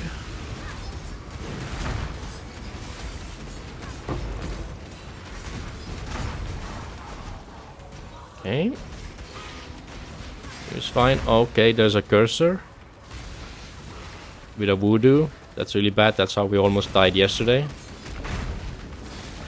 I only want to kite those away. Oh, it's a beyond mob. So we have to, yeah, let's try to kill this pack of mobs we kited over here. Because, yeah, we're being cursed pretty badly here. Want to make sure we can kill this guy. It's very annoying. It's actually so rough trying to kill him. Luckily we still have Einar here, who isn't going anywhere because the last mob, the last beast, is stuck in an essence, and we're not gonna break it out. This is kind of rough because this guy also gains charges, which means he has endurance charges, which are more effective on mobs. It actually makes them very, very tanky. Okay, so now let's try to kill the rest of these guys. We're probably going to spawn more beyond mobs. Yep, there we go. A bunch of beyond mobs. That definitely makes it a little interesting. We got another unique ward item. I am actually kind of interested in making some kind of a ward build. Not gonna lie. I've only tried doing it once. And I kind of fucked up during leveling and died stupidly. Wasn't taking it seriously enough. I would like to try some other ward build in some manner. But it can be a little bit annoying on SSF because you have to actually do a ton of expedition to find these ward uniques, some of which are pretty much required to make a ward build work. Ward uniques, ward unique flasks. Can be very hard not to without them because there's like one that turns all your skill tree energy shield increases into ward increase.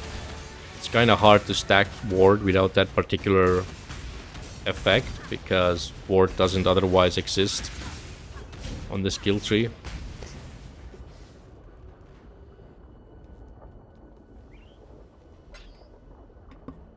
So you definitely want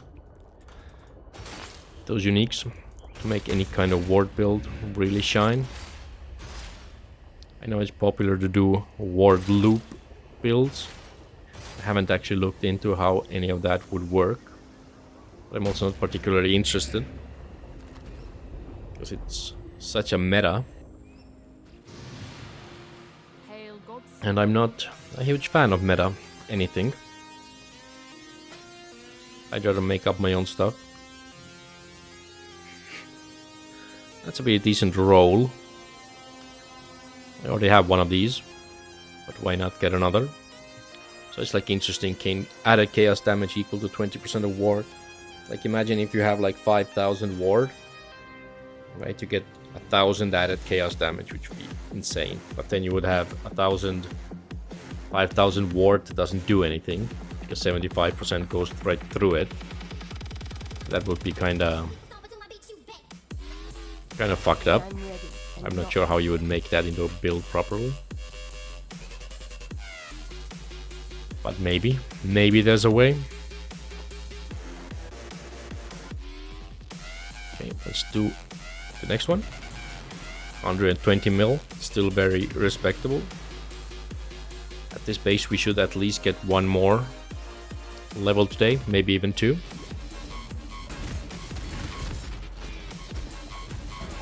What's going on? Okay. Oh, our golem seems to be dead, which is very bad. We absolutely need the golem boy, because without the golem we have like basically zero regen, and I'm not even kidding. We have barely any regen outside of the golem. We just recently took some on the tree, because our class doesn't exactly start in a location where there's much available. Yeah, I know I shouldn't have done this undead map. I literally have to go and chase down these necromancers, or they're just gonna resurrect everyone and I can't actually kill anything. It's very annoying. I have to do so much extra work. I need more mana. Really should not have done this. Come on. They are so annoying.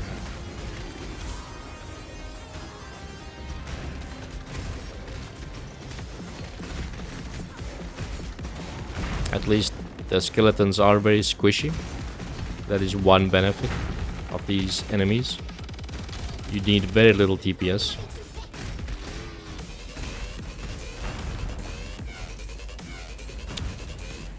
Like, I swear I killed them all over here.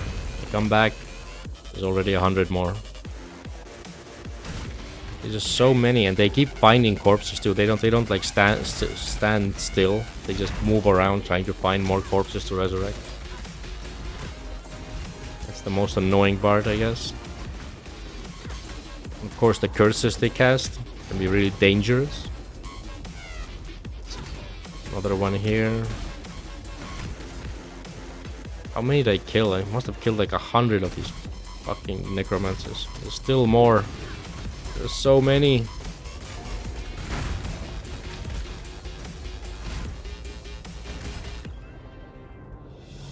Okay, I think we got most of them. Let's see. Shall we find a box? There's a box. A bigger box here. Okay, we actually did not. We're not gonna have. No, we didn't get anything.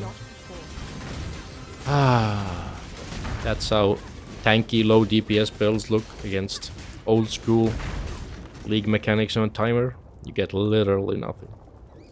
Actually nothing. Oh my god. See? Like, I cleared this area, but somehow a necromancer has shown up and resurrected everyone.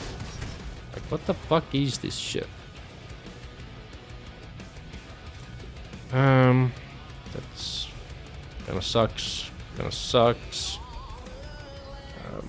Guess that's fine. Terrible, terrible, terrible. That's fine. God, it's so terrible of an expedition.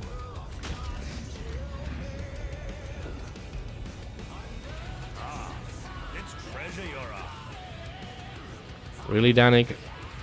Actually, we don't want that one. It's treasure that I'm after? It's treasure you're after. What the fuck else would I be after? Explain that to me. Wait, there's a skull here, right? Fucking hidden skull.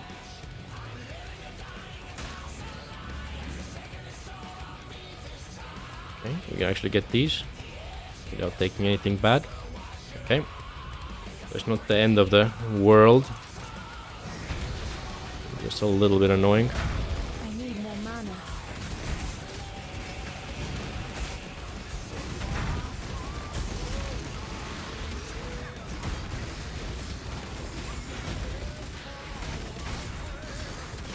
So we can definitely feel, you know, our damage dropping off as we're moving up into these higher tier maps. Okay, we're taking a decent amount of damage from these enemies. Gotta be a little careful. Golem is dead already. Don't think there's much point resurrecting him here. Wow, there's so much projectile spam. What the fuck is this shit?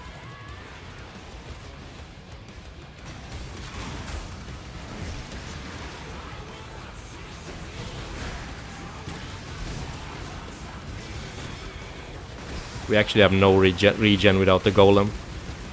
That's why I'm quite scared if we get chunked. We only have our potions. This one guy has AoE out the ass. It's kinda nuts.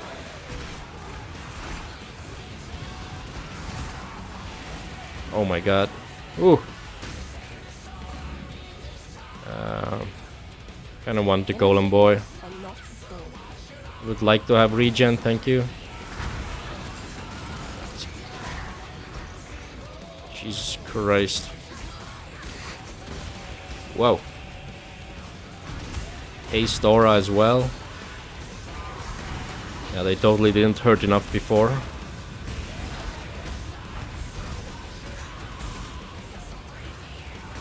God, there's so many of these ranged mobs with shields.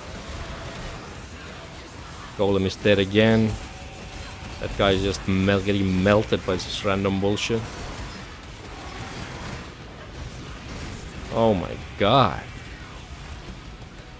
Why is there so much garbage? Oh my god. How are their numbers not going down? Okay. I didn't even take any remnants with like extra mobs. I don't think there were any. It's so many spawn.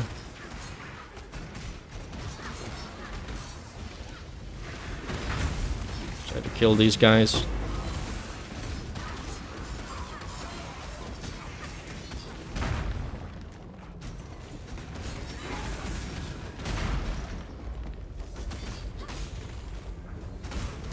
Yeah, expedition can be pretty scary.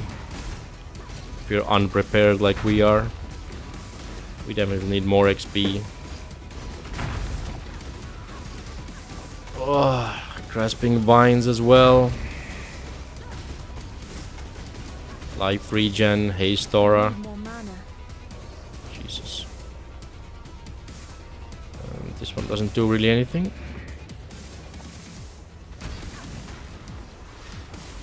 There's so many often. There's a mob that tries to run away. Oh yeah, killing that guy's gonna be a bucket of fun. We're now stuck in the ice wall. Great. Perfect.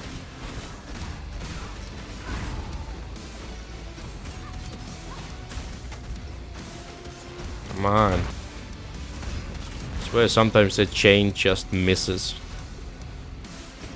Like I can see the chain go out, but it just somehow goes through the monster. Holy shit. These guys are applying some pretty gnarly ignites. One elemental ailment we have no protection against.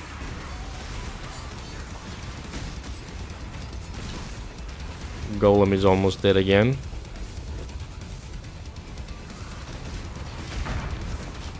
The golem should have like 30% spell block, 35% spell block. Every time he blocks, he should get like 4% extra regen. Like, it shouldn't be that squishy. Definitely feels like he is. Come on, golem. Come to me and heal a little bit.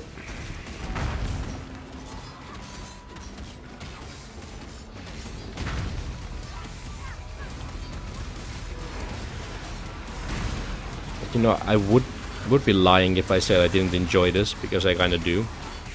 Like, this to me is what the game in many ways should be like. You just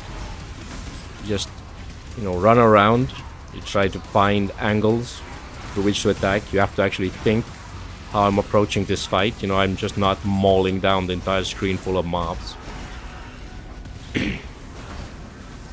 Hey, Gaunan. Thanks, man. I do my best.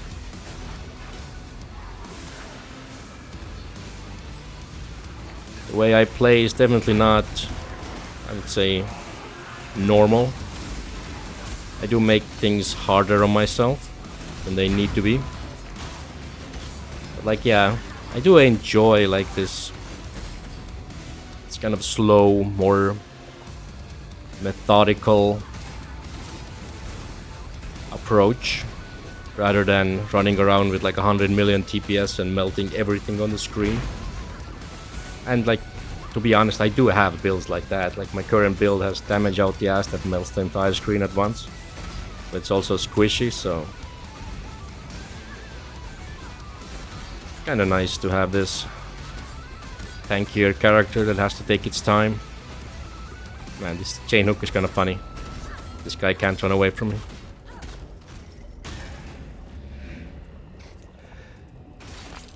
Yeah, hardcore in PoE can be pretty hard. But I do think it's really... You just need some experience, and you need to have like the right mindset. A lot of people think that hardcore is harder than it is because they die a lot on softcore. But a lot of the time, the reason why you die on softcore a lot is because there's not enough penalty for it, right? So you just kinda play a lot more loose. You don't care as much. So that's why you also end up dying a lot. But once you go on a hardcore and actually care about dying, you tend to play a bit safer by default. You have like motivation, incentive to keep yourself from dying, and so you end up dying less. Oh, that's rough. 89 in Gauntlet, yeah. I've been there with a few characters. It's definitely rough. There is the recommendation with Gauntlet to just, like, if you only care about getting 90, that you can like straight up grind white maps. Just like never leave white maps. Pretty sure that's how I did my first 90 in Gauntlet. I just remember grinding white maps for like forever. And then once I was done, I went to like yellow maps, got instantly one shot, and was like, okay, yeah, cool. I've slowly gotten better. Gauntlet is definitely a great like training chamber. So once you get used to the Gauntlet and then you go back to playing the regular game, Gauntlet is like the regular game becomes so much easier. Yeah, if you do Gauntlet where like monsters have like extra projectiles, extra AoE, then you go back to the regular game, they have no AoE, no projectiles. You're like what the hell? Do these guys even do anything?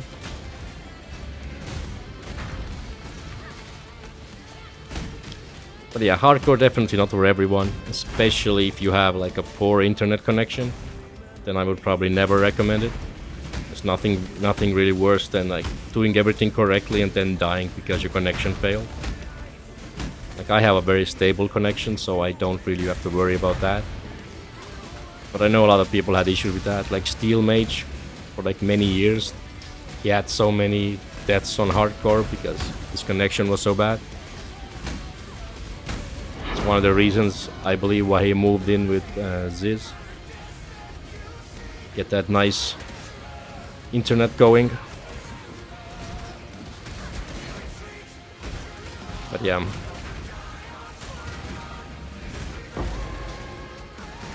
Well, if you have a son too, then yeah, you probably don't exactly gonna have the time and focus to grind.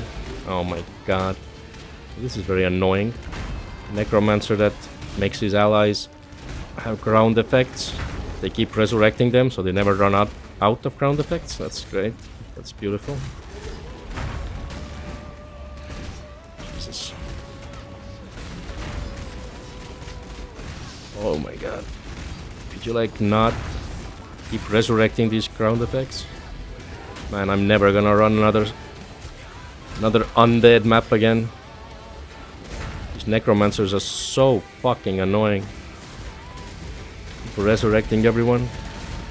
Oh, Jesus, bro. Let me attack you.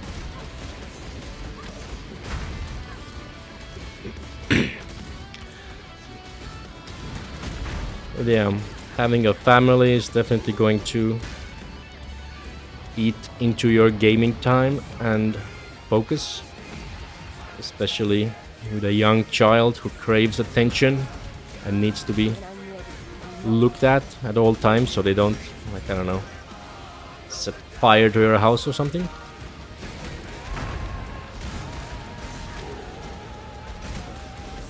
I'm probably going to skip that aspect of real life.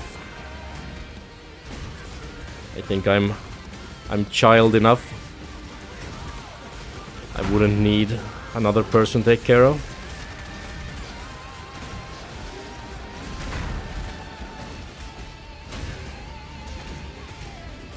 Yeah, man, this map is taking like 5 times longer than it should because of these necromancers resurrecting everyone. Oh, and there's so many rares. Oh my god, another ground effect. What the fuck are you guys? What the fuck is this? Hello? What? What is that? Bunch of necromancer ghosts? Where the fuck did they come from?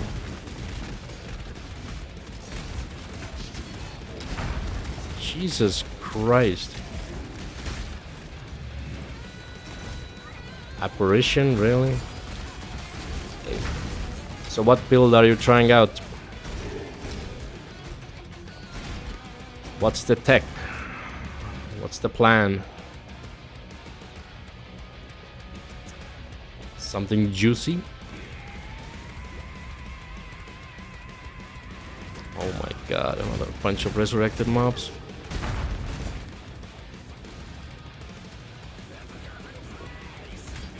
Dude, please stop resurrecting all these guys. Hoak champ with volcanic fissure with as many projectiles as possible. Well, that definitely sounds like it's gonna give somebody eye cancer, but you know, that's what PoE is all about these days, so definitely go for it.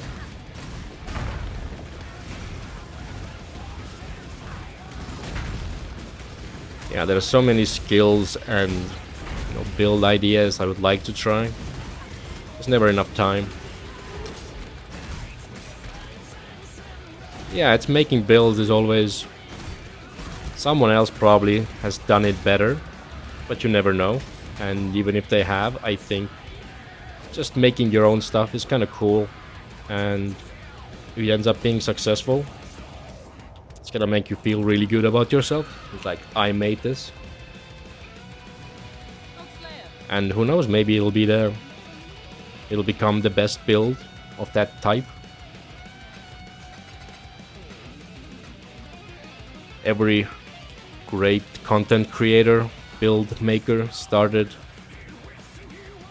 probably being pretty bad at making builds.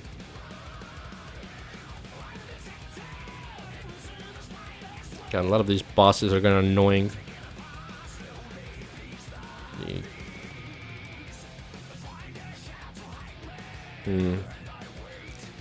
These maps are kinda annoying. Okay, let's do them nice and safe. Suppression, that's fine. Don't want any bullshit. Don't want that. Would kinda like if they were slowed a bit. We like our flash charges. We don't want to give them crit. We don't want to get hindered.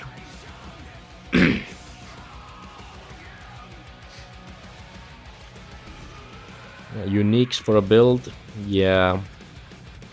It's something that can take a lot of time to figure out because it's very hard to remember all the uniques in the game. So sometimes you don't even know what unique exists for your build. Like there might be a perfect unique that makes your build like 10 times better, but you don't even know it exists because you've never, maybe dropped it or even seen it at all. Because there are so many hundreds of uniques, it's basically impossible to remember all of them. Like I put aside pretty much everything, multiple copies now that we don't, have that many divines with different roles. Maybe something to double corrupt later. But yeah, I'm still missing, most uniques, I'd say. Like I maybe on average a third all uniques found. With so many more, so many armors and stuff. Very hard to know what to grab. Like this build is so heavily unique focused. Don't actually need any of these uniques, but I think they're kind of fun. Kind of like this shield, being immune to bleed. It's kind of fun. The physical Aegis. We get to buff up our Enlighten as well. God, it needs so much more experience. Crazy. Put this away, maybe put this away. When I'm ready and not before.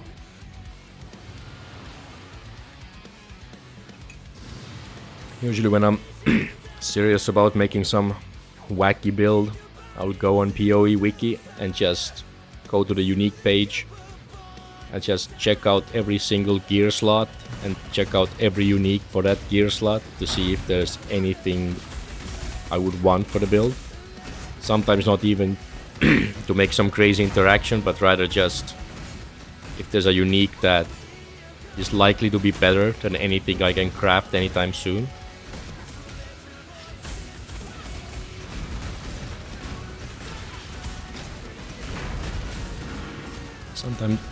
Sometimes I also do like take a quick look at like PoE Ninja or PoE Racing to see what other people are doing with some skill gems.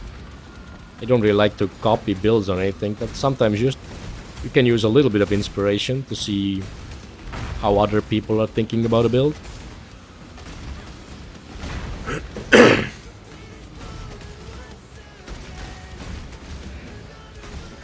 Yeah, it's a sort of dedication to look at that many uniques, but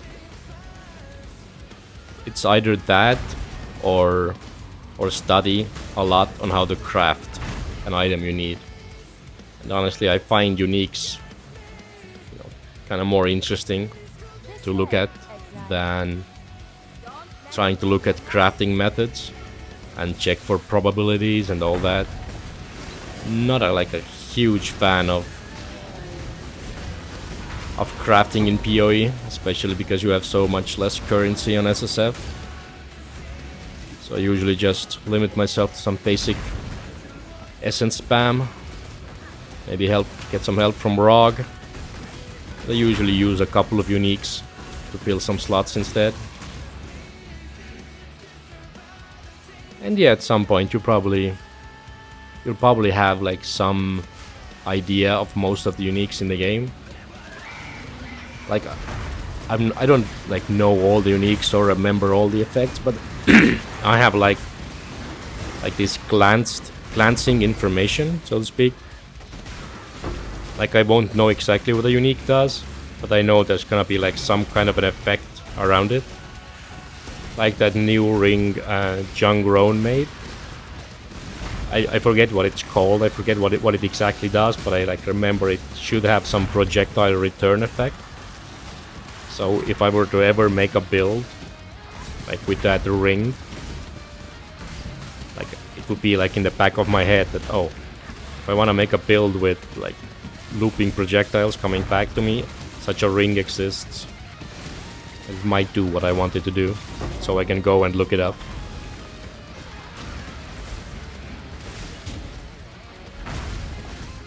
Which can be quite helpful when it comes to figuring out new builds. It's definitely way too hard to actually remember every stat that they give. Sometimes I do like remember unique and then check it out and realize like it has a bunch of useless stats, or it's just the interaction works differently and it's not actually useful. Then I'll be like, yeah, damn, I thought that would work, but I actually remembered wrong. Extra life with life regen. You have to be fucking joking me. Didn't have the gem sockets for frost bomb, so I had to take it out. Now it's gonna take fucking forever. Oh well, it is what it is.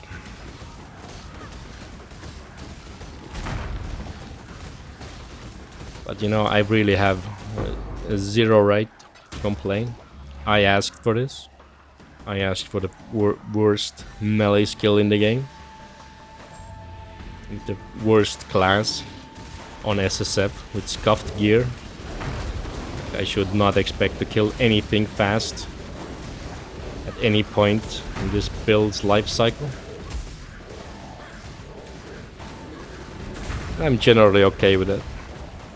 But yeah, regen mobs, they kinda annoy me. Like, extra life is one thing, but I hate the regen because it like actively tries to undo what you've done.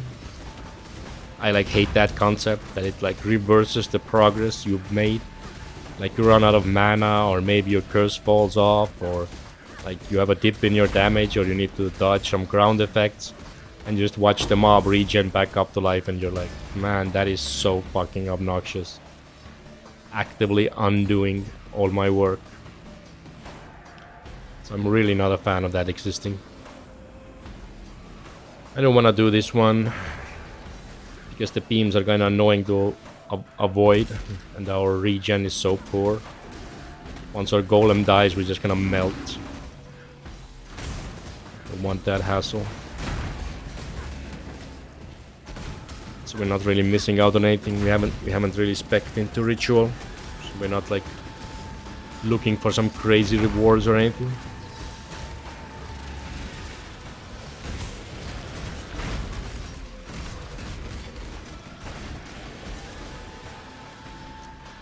To have plenty of room to take more damage on the tree. But I think we're going to grab Ghost Shrouds for some more defense. Don't have a lot of ES. Should honestly get more. We're not gonna get super good value. We don't have any proper ES regen either. Ghost Shrouds will be a nice way to keep that little bit of ES up and mitigate the damage when we get hit. We have quite a bit of evasion, so we're not hit that often.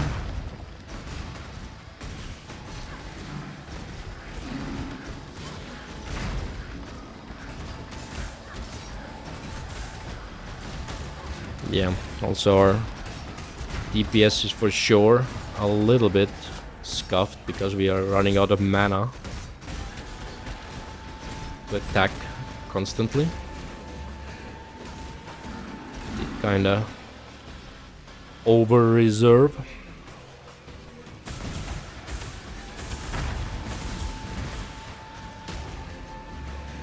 That's a bit rough.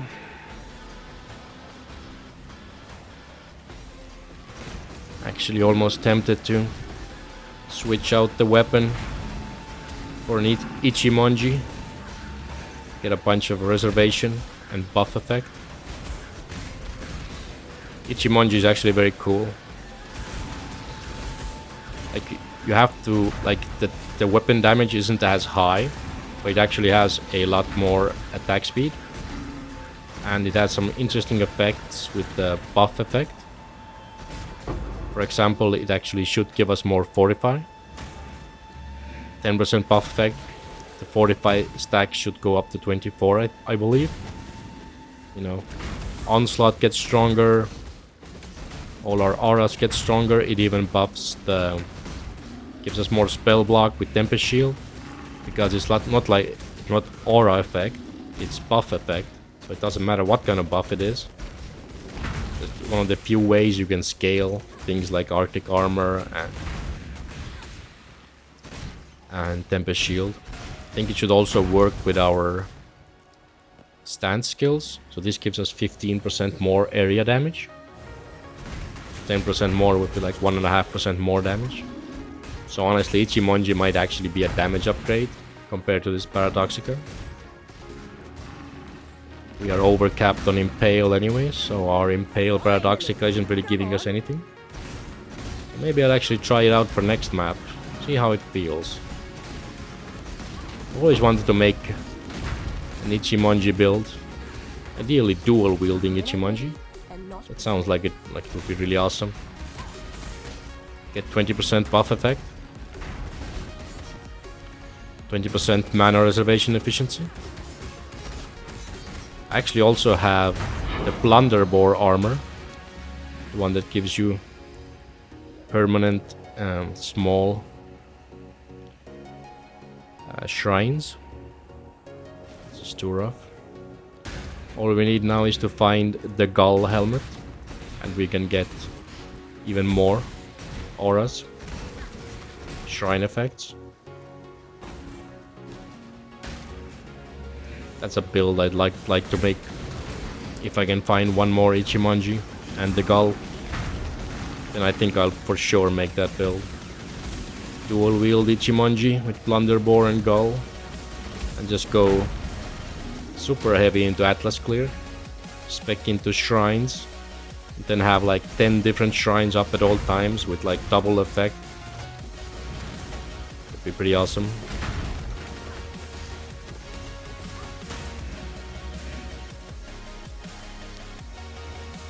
I like all these wacky build ideas, even if they're not good. I feel like the best way to play PoE is to have fun. Doesn't matter how that fun, you know, actually looks like. Don't have to play meta. Doesn't even have to be good. As long as you're enjoying it, as long as you're having fun. Even if it's just the fun of creating the build, not even playing it. If you're having fun, it's all good.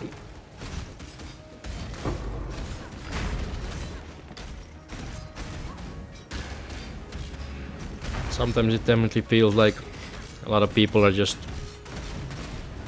playing the meta game, which means they just want a build that does everything, does it fast.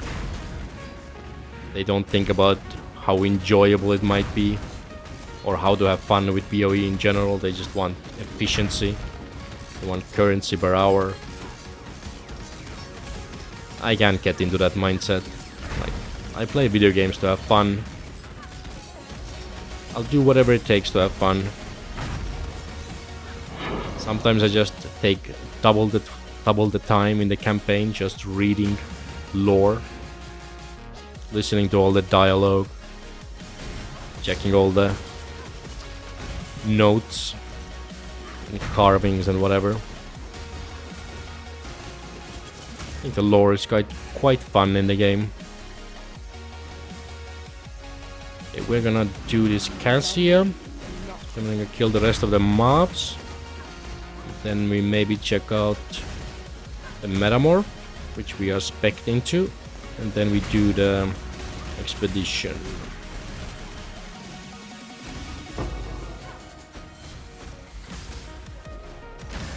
Cold PV, yeah.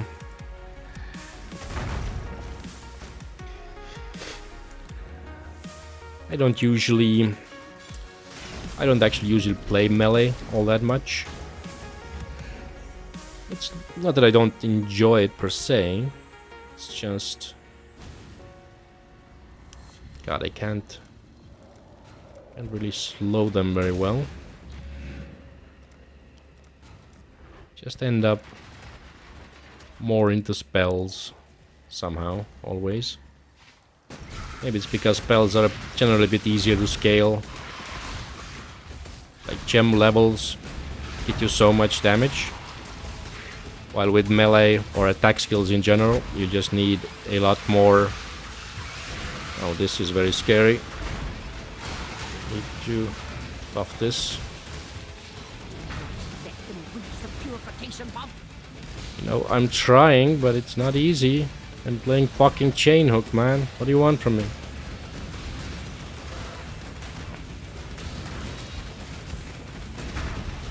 Okay, we actually did it. T8 Blight, chain hook. Was a pretty nice spawn overall, but yeah.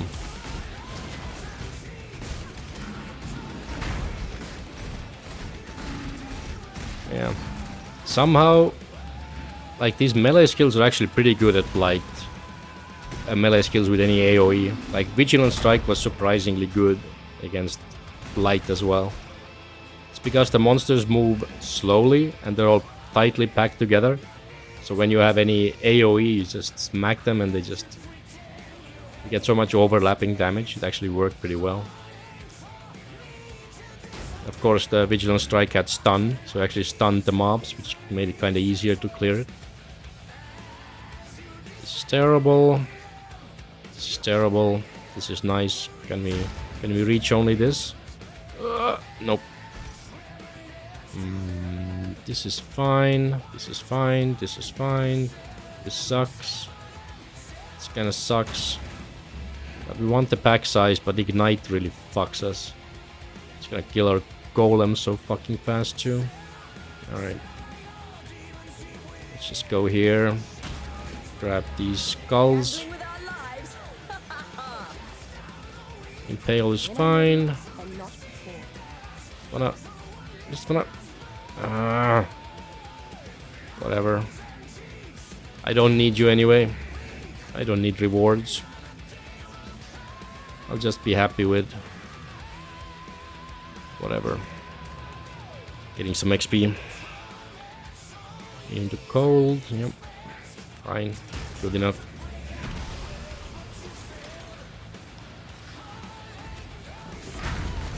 Slowly tackle these guys. Let's not try to aggro the entire pack.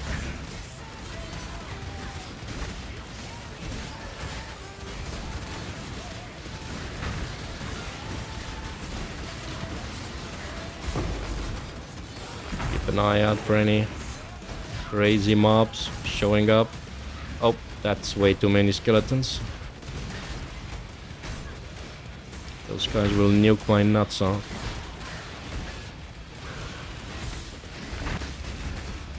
Okay, let's try to whittle them down. Try to move around, keep dodging. A lot of enemies lock onto your position.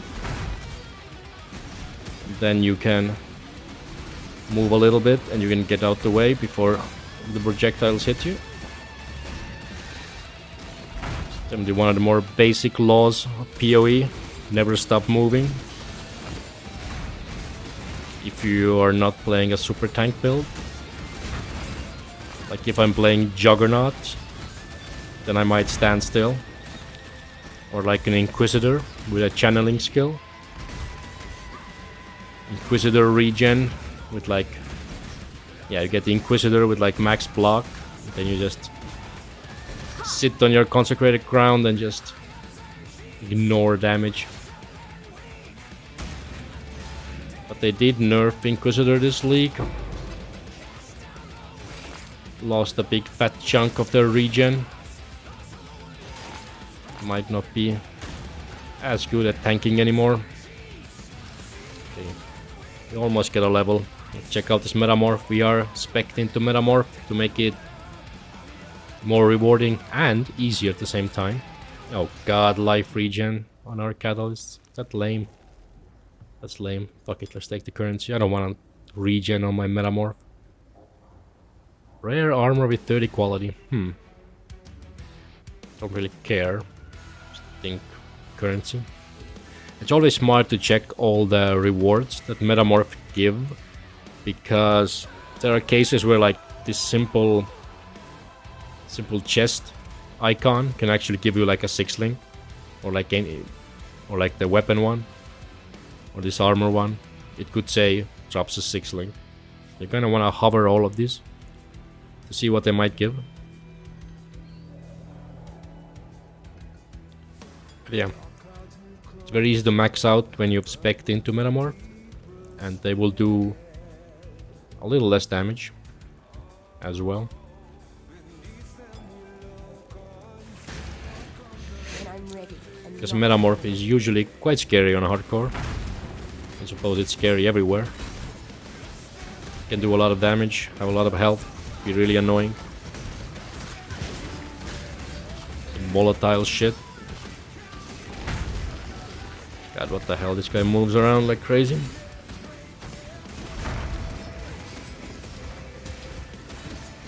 Yeah, it's been a while since I've done Metamorph on hardcore. But these nodes that are currently available on the Atlas tree are actually really nice.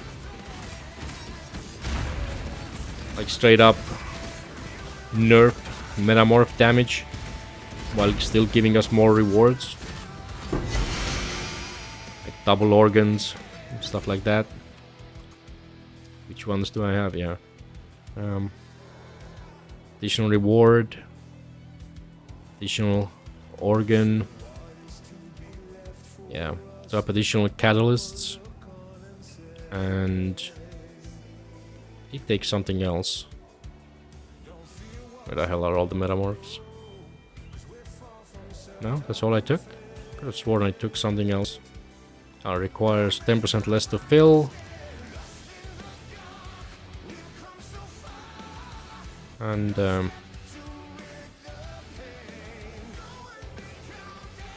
yeah, there's reduced magnitude of damage granted to Metamorphs from bat fill in your maps. Reduced magnitude of life granted to Metamorphs. Metamorphs in your map have 5% reduced action speed.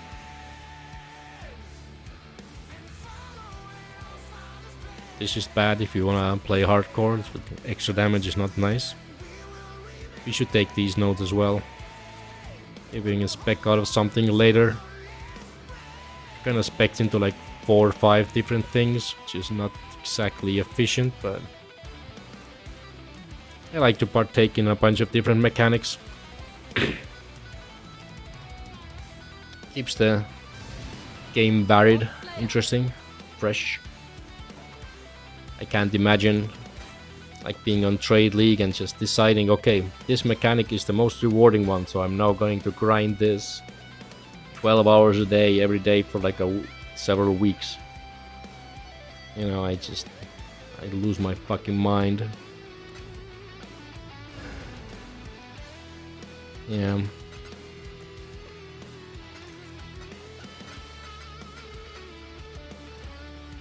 Okay, we can get our Ghost Shrouds. See how that feels. Should give us a little bit extra tankiness, which is always nice. And yeah, let's do the... Oh yeah, I wanted to try out Digimonji perhaps. Like it has basically the same base damage, but we lose out on the Paradoxicus double damage on hit. But it has, you know, 50% more attack speed. So that kind of sort of makes up for that. And of course 10% increased effect of buffs and 10% mana reservation efficiency, which will fix our mana issues. Maybe we can try that out. Lose a bit of weapon range, but I don't think it's that big of a deal. We basically face in the enemy anyway. We need 2 blue, 1 red. I'm ready and not It's very rough. We have to spend a bunch of chromes. A bunch of chromes. 2 blue, 1 red. 2 blue, 1 red.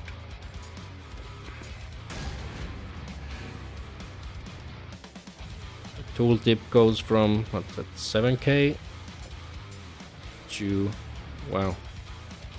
Tooltip actually went way up, which is obvious, because the Paradoxica's double damage isn't counted in. So I think we're gonna lose a little bit of damage, but we get more mana to work with, and all our buffs should be way better. So yeah, we're getting 27% spell block, even though the Tempest Shield itself gives 25. We get 10% extra. That's really nice. So we should also be getting, what's that, like 2% extra Impale effect. We should be getting like 5% more armor and another almost 200 flat. Should be getting like 3% more evasion with like 230 flat. Should be getting like 1.5% more area damage. Not sure if it's gonna make up for the on-hit damage that we're gonna lose. You know, getting our armor higher also makes our perseverance do more. That's nice. So yeah, should also make our golem regen better, right? Should also make our ascendancy buffs stronger, right? Because it should affect all buffs.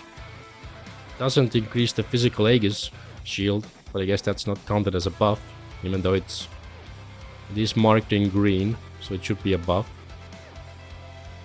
That kind of sucks. We'll see how it goes.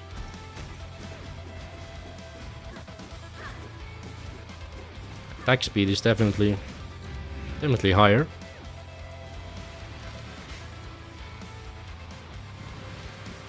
Once we stack up that rage, we should be like at like close to like 5 attacks a second, I think.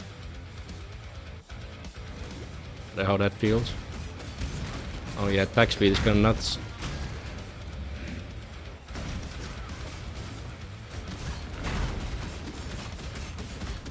Damage is definitely lower, I feel like. I need more mana. But this kind of attack speed is also kind of funny.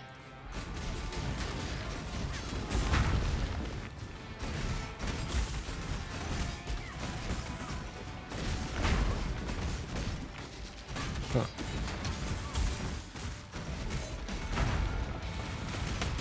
Oh, almost stepped into that DD.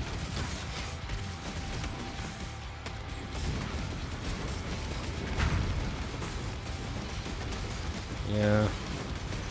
Damage definitely feels lower. There's no getting around that fact.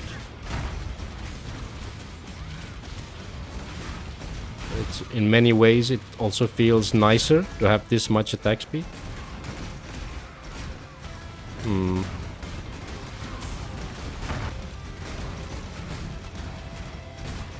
Of course, the defensive benefit is nothing to scoff at. Technically, if you get some more armor and stuff, we get more damage from our perseverance. Might end up working better. But yeah, we're up to 5 attacks per second, which isn't too bad.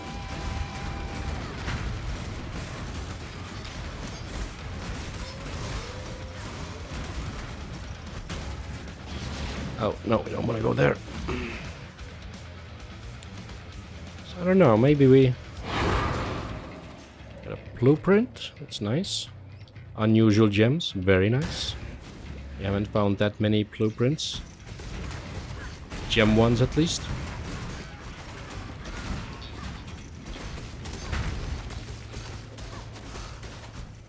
I think one issue that is definitely nuking our DPS with his faster attack weapon is that because we're hitting less per hit, just attacking faster. The issue is the enemy armor is going to have more effect, which means we probably need more overwhelm to compensate.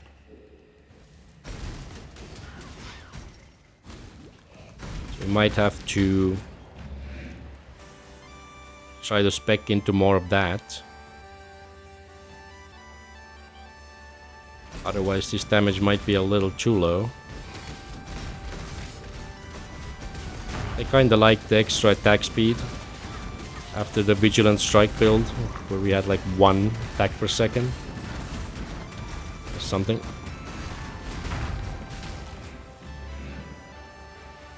This seems a bit rough.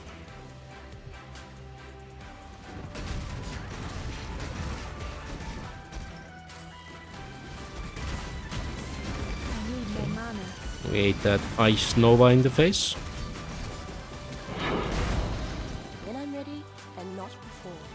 And that extra mana pool is definitely very nice. So we have over 10% free. It's nice to not have to path to any more mana nodes. Might actually check if it's viable to spec out of this. You know, you might even say we could save a skill point and not take the determination efficiency.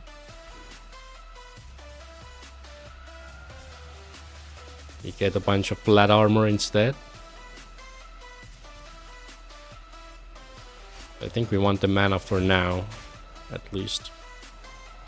But yeah, we could go here. You get 10% more overwhelm. Also crush enemies when you hit them while they are on full life.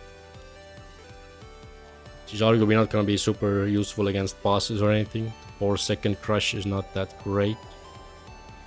Yeah, right now we only have 25% overwhelm. I think that's a bit low. I think we can do better.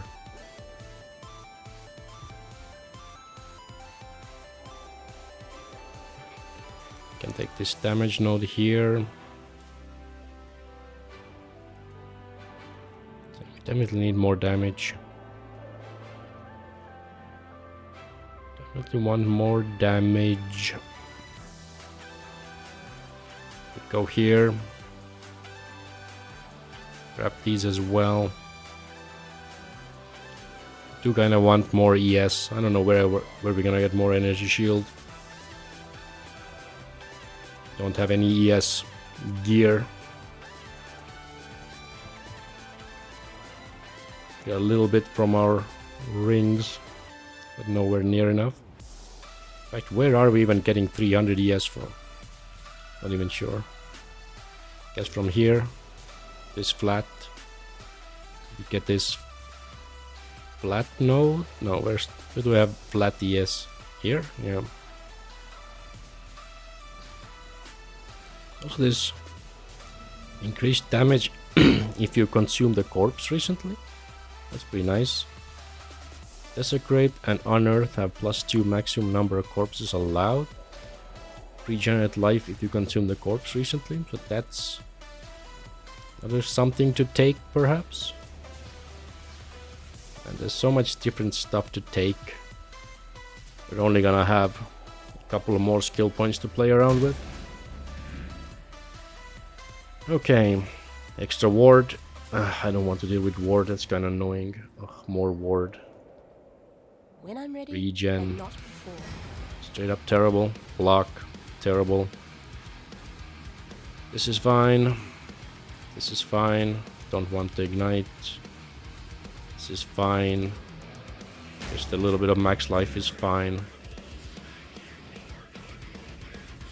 So I'm gonna go like this. And go like this. Maybe go like this.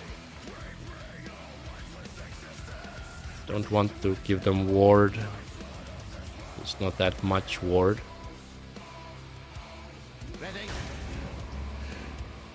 Impale, ignore.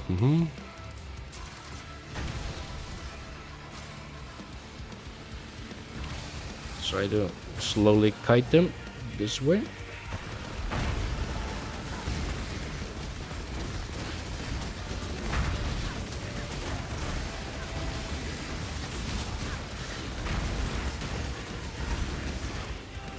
This attack speed approach is arguably worse for Expedition. Because what's happening is we have to kite so much back and forth. It's kind of hard to keep full uptime. This guy's cycling damage reduction. That's very disgusting. Wow, we're doing 0 damage while he has that bullshit up.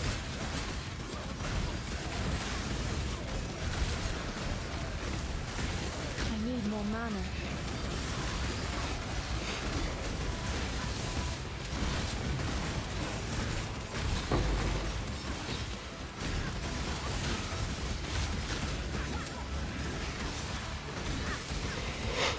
Definitely feel like Ghost Shrouds are helping. And this one dude is insane. Fuck your cycling damage reduction, mate.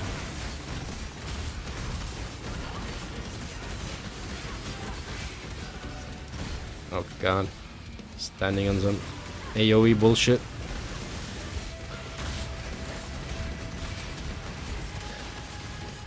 Could you like not cycle this crap, mate?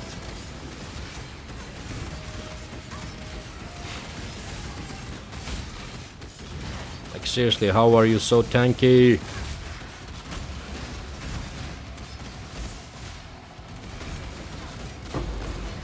Oh, you were a special mob as well, right? You had some fucking six socket bullshit on you. Okay.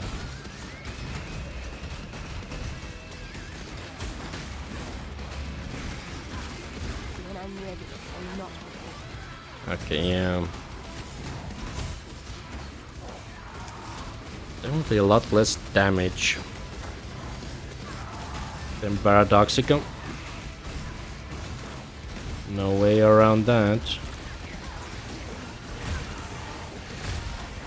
I really do like it. I like the attack speed.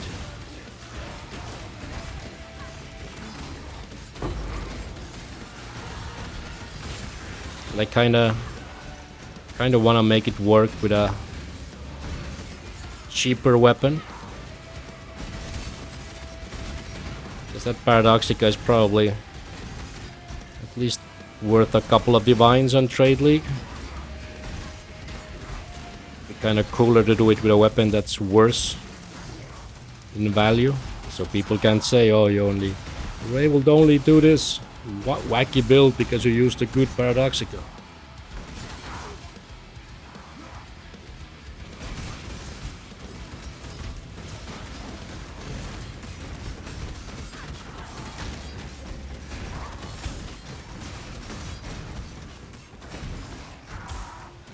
Yeah. Oh, Jesus.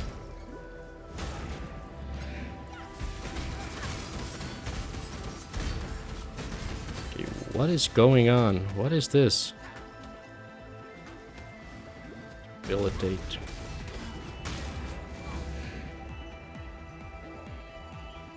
And this Ignite's gonna suck. Oh. Curses with Lightning Mirage, that's annoying.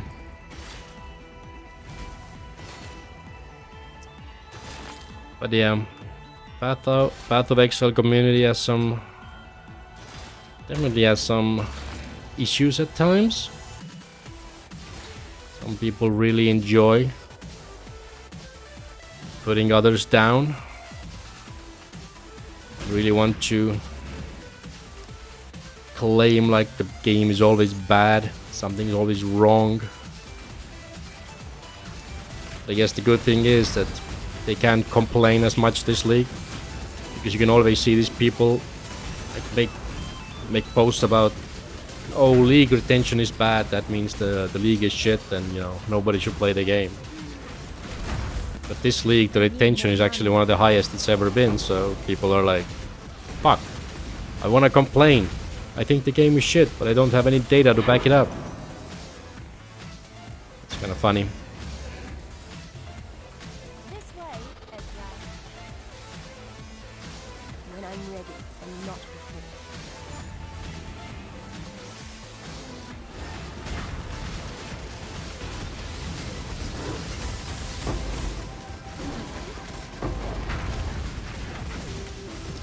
do have to say that now that we are...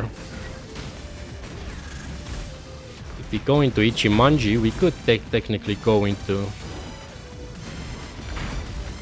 poison for extra damage.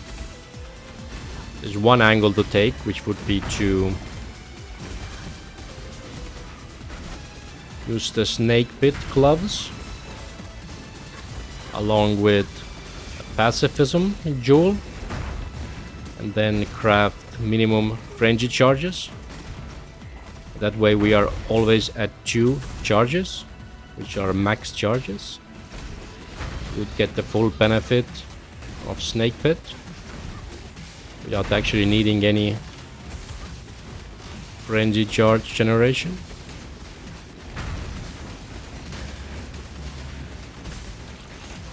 That is something to think about. High attack speed definitely favors poison. Poison like stacks indefinitely. We haven't really specced into poison, so not sure how useful it's gonna be. We would lose Intimidate and Maim on hit. Kinda sucks.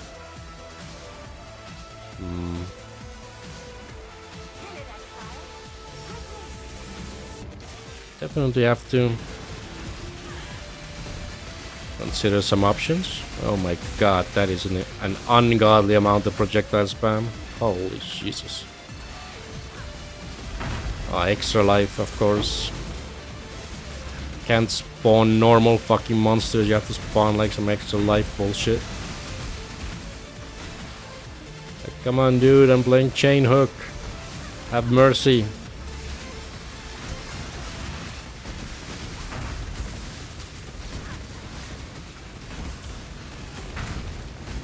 Mercy, por favor.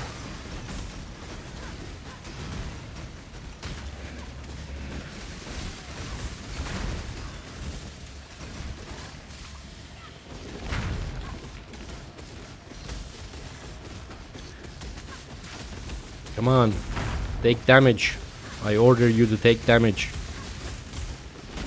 I need more mana.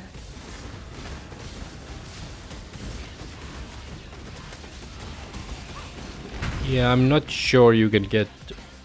Actually, you should be able to get white sockets. And not before. Like, being a unique doesn't... You can use chromes, you can use the crafting bench on unique items without issue. So, I would imagine Betrayal works just fine. It shouldn't... There's also a harvest that can give sockets, though it's a stupidly expensive craft for some reason. Like, don't take my word for it. I don't think I've ever done Betrayal for white sockets. I've never like really needed to. I've usually done the for off sockets. I've usually done the method of using the jeweler's trick on the crafting bench, where you just craft sockets, which is cheaper than using chromes because you usually have more jewelers. Unless you need like all 6 to be off color, or 5. Like 4 off color is pretty doable. Somewhat easily. With just a little bit of luck. You need 5 off color, yeah. That might be a little rough.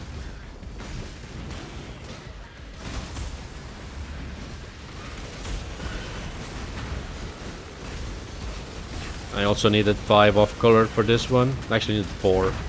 I needed like 5 if I was gonna go into crit. That's gonna be annoying.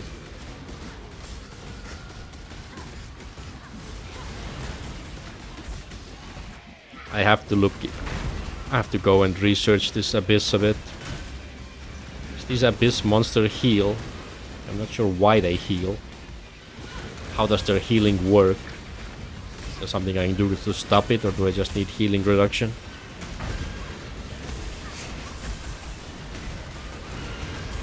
Do they like leech my life, or what do they do? So not sure.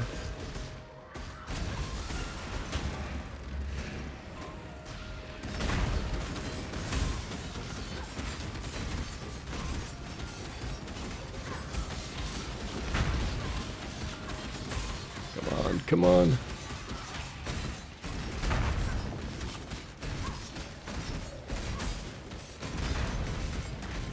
Whew. Yeah, we still have... Actually, no, we lost a bunch of impale chants. Actually, not as overcapped as I'd like. That's probably eating a little bit into our damage, but probably not that much because we have so much attack speed. Even if we miss some impales, we should still be pretty much getting pretty good value.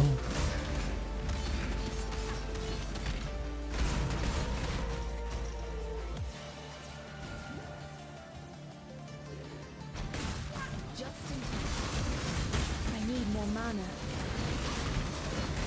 I wonder...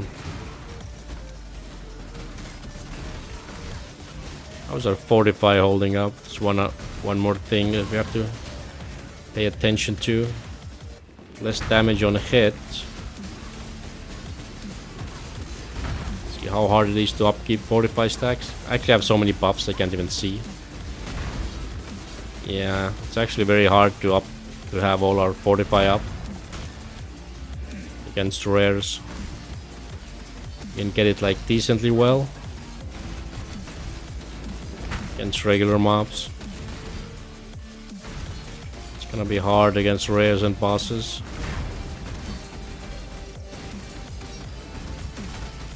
Still, I really like Ichimonji. I like the concept. I like the 5 attacks per second.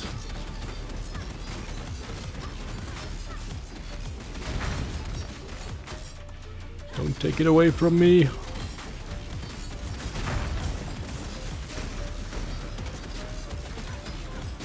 We can sustain these 45 stacks against this boss at least. Guess that's fine.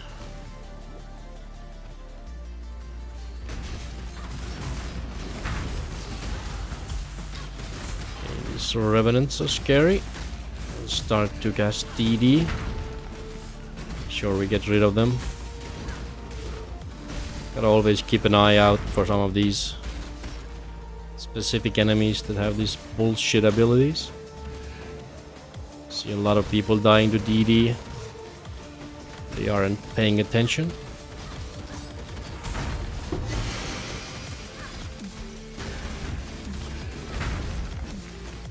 Yeah, the AoE on Chain Hook is actually pretty big.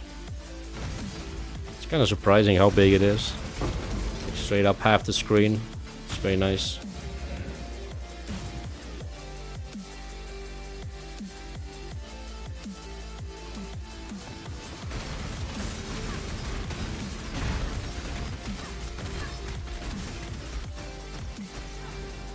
When I'm ready and not before. Just in time.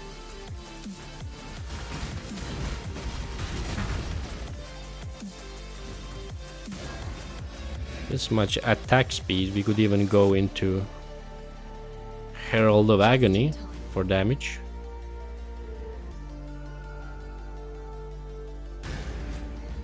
It's another thing to consider. Do I mainly stick with the ARPG genre? No, not really. I actually don't play that many ARPGs. I do like RPGs though, but I'm usually more like into more CRPG styles. I'd rather be playing like, you know, Baldur's Gate and Neverwinter Nights and stuff like that. Out of ARPGs, I mostly just play Path of Exile and Diablo, you know, Last Epoch. I've tried the genre of all hack and slash games that exist. Hack and slash is kind of fun. I do enjoy that. But out of actual, like, more other types of ARPGs, I think I've only played, like, I played Elden Ring recently. It was okay. But like Elden Ring style of games are not really my favorite. Like Skyrim, which is more of a traditional RPG, I guess. But yeah, I'm not that into the action part. PoE, it's more about the hack and slash. Just like to click on a bunch of monsters, watch them blow up. Last Epoch it's pretty good. It still needs, it still needs time. It has a lot of good ideas. I really like the crafting. The gameplay feels really smooth. But its main issue is, it needs more content and it needs to, refine what it has. It's gonna be hard to compete with PoE because PoE has 10 years of, development and content. That's like the main issue. People are gonna charge Last Epoch because it's, unfinished. It's gonna need time. Yeah, 60% chance to poison.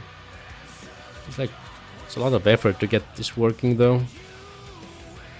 Might just spec into. We do have some poison nodes. May just straight up just take a couple of poison nodes just to have a little bit of poison chance. Maybe.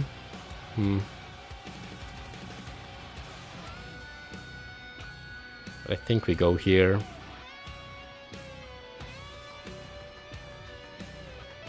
Get that overwhelm. Any other place we can get it that's nearby? It's a two-handed. You could anoint this. That'll probably be really good. We do need the suppression though. Do need the suppression. Suppression. Should actually switch this anoint for this one, which is better. Recover 50 ES when you suppress. Have to look. What does it need? Brown, brown, blue. Brown, brown, blue. Oh, shit, we actually don't need this. We switched off the accuracy, so now we're barely getting any value from this. It just cannot be blinded and evasion rating, which, don't get me wrong, the evasion is really good. But we might use a better amulet now. But this is pretty nice. Do a different anoint. Ton of attributes. T1 int is a bit questionable. Put up this one. Doesn't have health. That's the issue with that amulet. What other unique amulets do we have? Do we have anything good that's unique? Damage, life, regen. The bleeding is kinda wasted.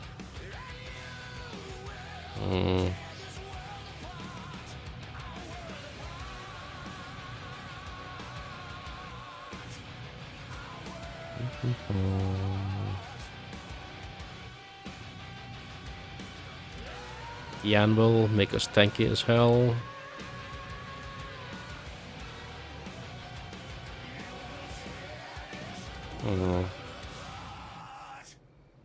Nah, probably use a regular amulet. Just find one that's giving us everything we would like.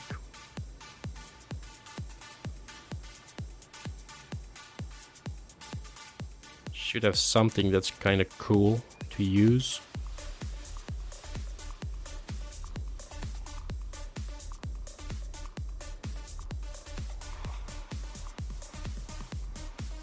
Another accuracy rating one. God, why does it have to have 8 life on it? That is so disgusting.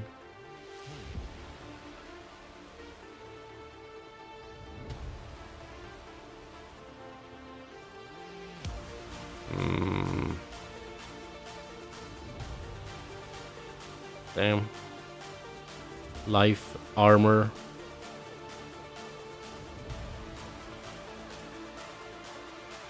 That's actually a ring for my amulet for my other character, I think. 36 T1 fractured armor. Damn, should try to craft something on that maybe.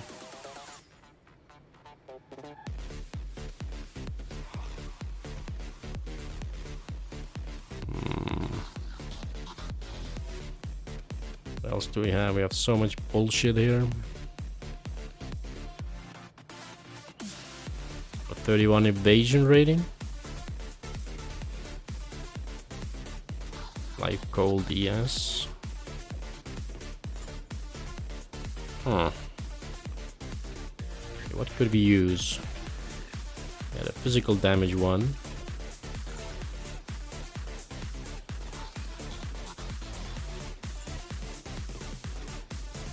Don't want crit.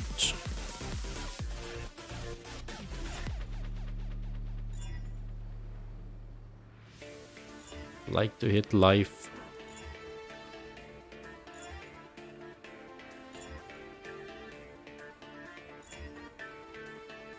No, it rolls bullshit every time.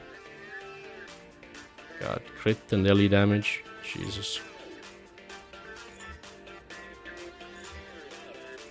Holy shit. Damn. Can't use the multi, but actually we can use it a little bit. Vulnerability makes us apply bleeds. But yeah, this is good. This is really good. We can definitely use that. We're gonna lose a bunch of evasion. We're gonna get a bunch of armor. When I'm ready. How much do we lose? We're gonna lose a lot. 3,000 evasion. Yeah. But it's fine. So how much armor do we get? We get 3,000 armor basically in return. So it's fine. We lose cannot be blinded, but blind isn't that big of a deal. It's not that common. We lose a little bit of mana. 1 point, okay. Well, that's basically nothing. Okay, what can we craft on this that we would like? Craft fizz damage. Cast minimum charge, maybe? Could do 1 frenzy charge. Does cost an exalt, which is kind of annoying. 2 more chaos defense. But like 10% chaos isn't great, but it's not terrible. I wouldn't say it's that bad. We are getting nearly 20% more damage. That's very nice. You could do even more attack speed. I think that would be kind of pushing it. If you go frenzy, that's 4% more damage as well as attack speed and movement speed. So maybe do that. Maybe go for the frenzy. Should be better than the global fizz, right? Should be, surely. And metal shall prevail. Fuck it. For we know what they have Get a bunch of exalts. It's fine. 5 legends of our realm. So now we just need to... Dark musings. What was it? Blue, brown, blue. Yeah. Know what they had summoned. So now we should have a bunch more damage. Bunch more tankiness. To these creatures, there is but one thing Yeah. left to do. Seems good, seems good. Just gained a bunch of life. Gained like over 200 life. Metal. Very nice, very nice. Do we go up to T9s? Do we have any good T9s? These T9s are pretty fine. We can do these. Let's see. Don't like that. Nope. Don't make him tanky. I don't want to deal with that. That's kind of annoying, but sure. Don't want any curses on us. Don't want them to avoid our shit. Don't want temp chains on us. That's annoying. Okay, that's fine. I kind of want to be able to chill them and stuff. Don't want them to steal my charges, but that's fine because I actually don't have any. This one frenzy charge shouldn't really be an issue.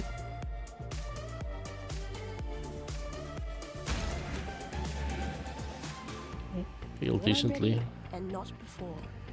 fast.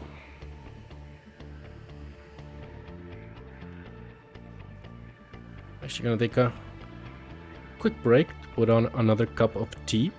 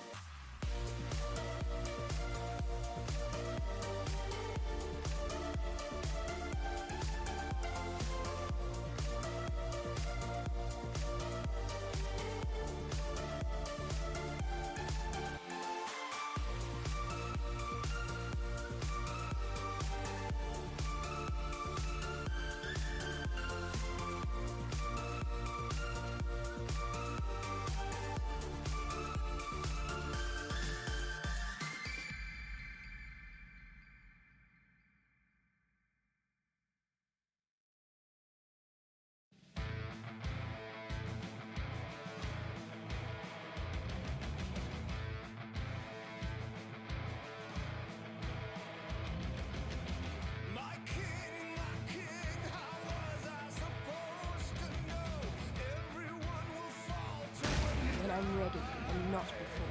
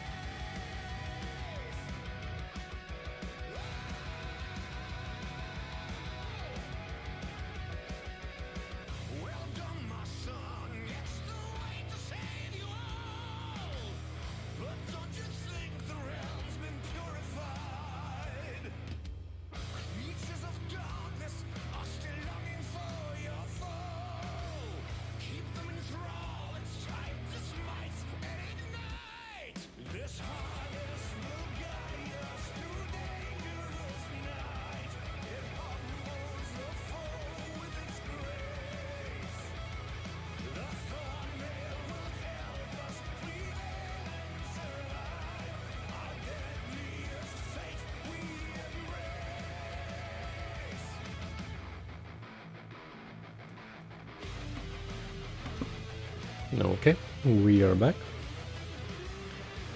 Got my tea all ready to go, so we can go and do some more mapping. Should pretty easily get one more level. Yeah, let's see how these T9 maps feel. I think we got a little bit more damage. Still probably not gonna be anything to write home about, but at least we're gonna be fast. I do enjoy being fast for a change. Let's stack up our rage.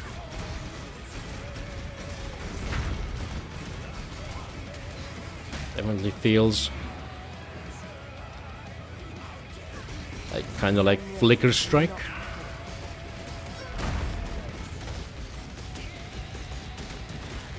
I need more mana. Oops, clumsy me.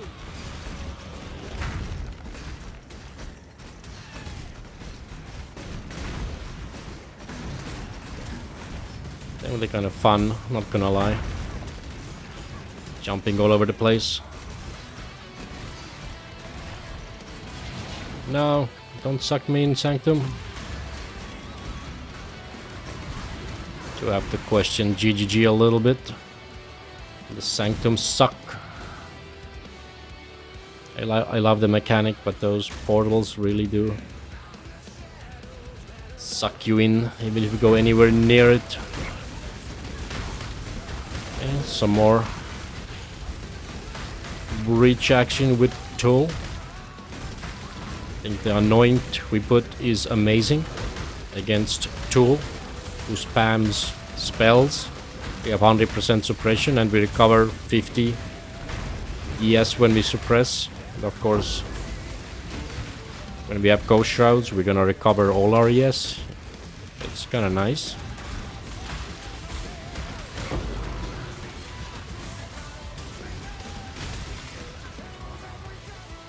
Pretty scuffed breach because we spec out of it on our Atlas tree. And again, the build not exactly meant for it. Still kind of fine. Golem died again. That dude just cannot stay alive to save his life. It's surprising because we have 2 tanky support gems for him and we are Necromancer and we have taken some ascendancies for it.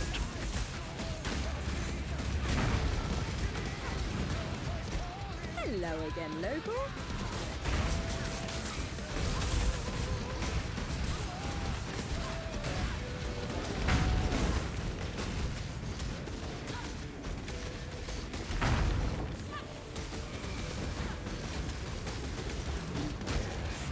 Nice. But yeah, it's kind of weird how perceptions work. I know for a fact I'm doing less damage than I did with Paradoxica, but it feels, kind of feels more. I just attack so fast, it feels like I'm doing more than I'm actually doing. It's kind of weird. Okay, what do we have here? Get that one. This is fine, this is bad, this is okay. When I'm ready, Sucks. and not before. Anti-leech sucks. Immune to the curse sucks. Don't, yeah, well, the unique item is not gonna be tempting enough for me to have to let go of my curse and take a million years longer to kill some of these guys. Grab this one instead.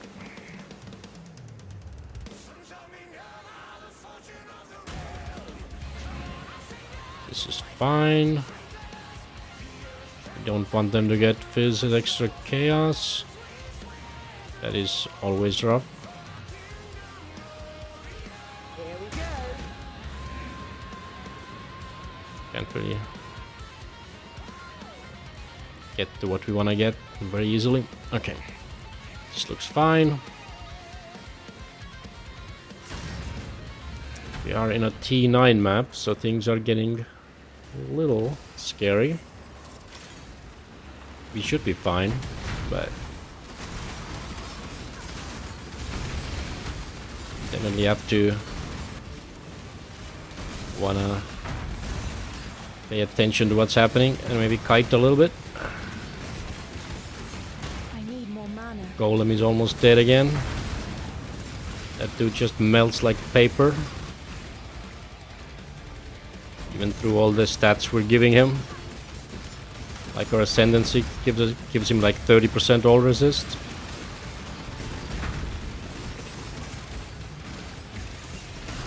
We're giving him a bunch of block, evasion, armor. Like he's getting it all. Still dying so quickly. He has innately like a bunch of regen as well. Stone golems are quite tanky, but clearly not tanky enough. There's a guy with crystals. You can see. Holy shit, we took a huge chunk of chaos damage. From something. God, there's one guy with grasping vines. That is very not fun. Yeah, we took a big chunk of chaos again. What the hell is that? So many of these guys have shields, so we're actually not able to do consistent damage. It's very annoying.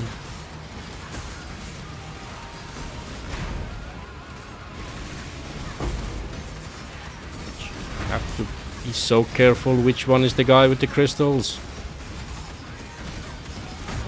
Fucking 5 rares here or some shit. And this guy has the crystals. Jesus Christ, this is so tanky. Extra physical damage aura. Extra life and evasive. Okay. We have resolute technique, so you shouldn't be able to evade shit.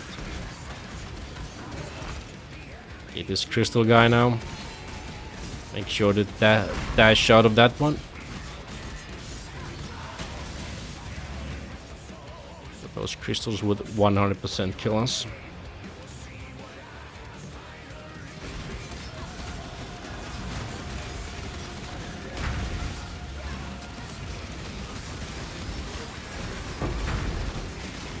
Would be nice to get like vulnerability on hit ring or something. I have to say, manually casting it is a little annoying, yet it's so much of our damage. Like, it's crazy how much damage boost it gives us. That makes enemies take like 30% increased damage, which is effectively 30% more. For the Kelker! Wish we had the reservation to stick in like Pride, or even just Flesh and Stone. Be a nice damage boost as well. But it is what it is. We're playing a scuffed build.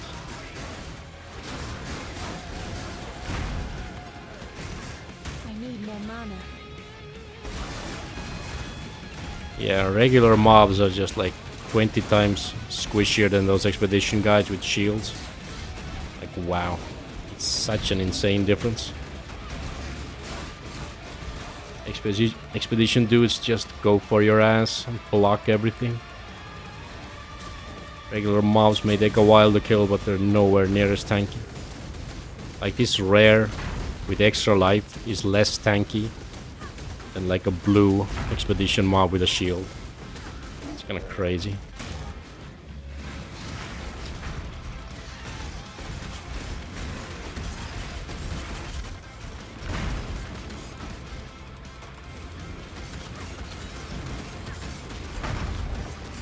Gains random charges.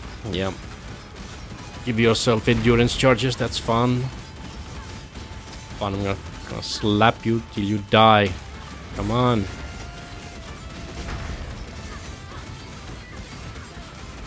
The visual noise is kind of bullshit. I can't see my character at all. So if this guy had crystals, and I wouldn't notice it. I'd just kill myself. Okay, what is this?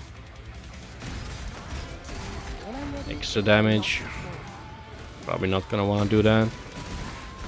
While side areas can be scary, we don't have that much chaos res to really risk running into mobs that just ignore our ES.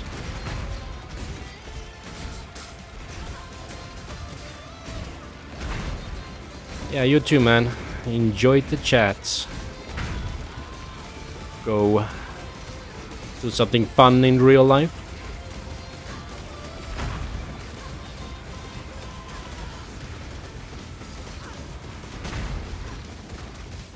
I'm just gonna enjoy my grind with the worst melee skill and class combination in the game. That one Reddit dude claimed. Well, actually this build was recommended by like a couple of different people. Or well, not even fair calling it a build per se. People were just saying, you gotta play Chain Hook with Necromancer. It's gotta be terrible.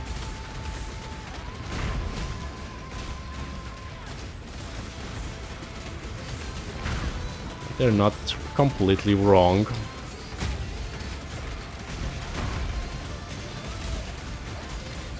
Man, this is a fist fight. Come on, Xandro. Give me your best shot. Hell yeah. I won. Haha. Okay, let's check out this abyss. This can be a bit scary. We've spec'd into it a little bit, but not too much. We basically have spec'd into abyssal depths for the chance to get liches. We kind of want the unique chest for one of our other builds. Oh, there it is. This is a T9 map, so it's getting a little scary. But we did spec out of the +3 area level. So it's not gonna be like a juiced abyss. Just gonna be your regular T9. Jesus, this guy hurts. Life regen with mortars. Okay.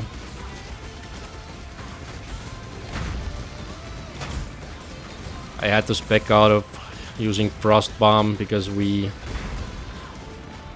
didn't actually have enough gem sockets for it. This is now really awkward trying to kill these regen mobs. Like, it's actually stupid. It's taking us so long. I haven't taken the mastery, which gives us reduced enemy regen either, because I feel like it's just not worth the skill point. When I'm ready. Okay, is this a boss or not? Nope, this is not a boss. So if you don't know, the way to tell whether this is a boss or not is to check the loading screen.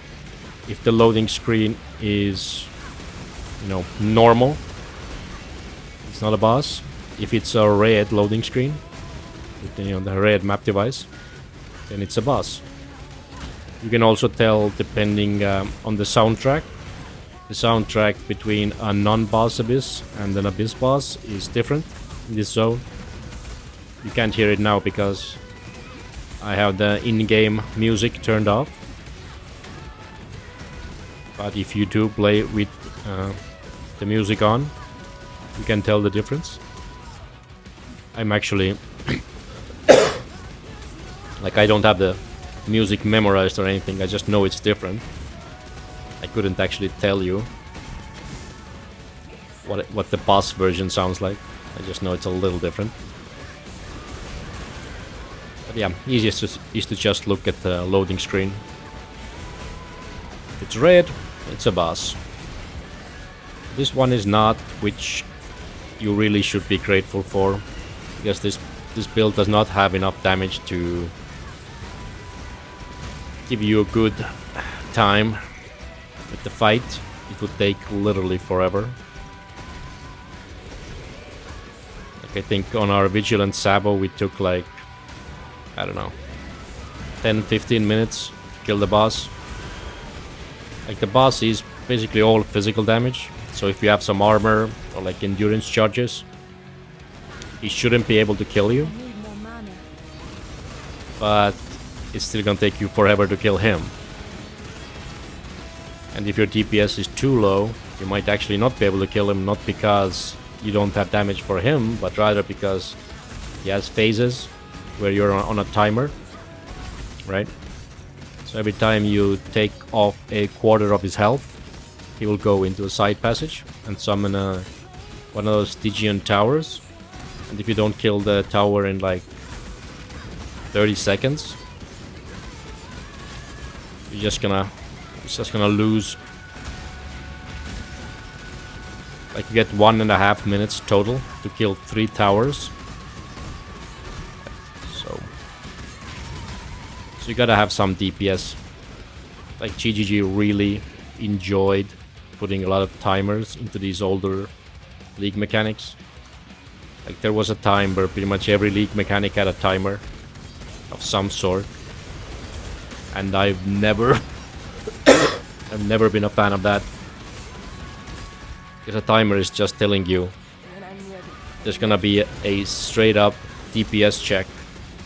You're either going to have the damage or you won't. Like, that's literally it. There's no outplaying the content.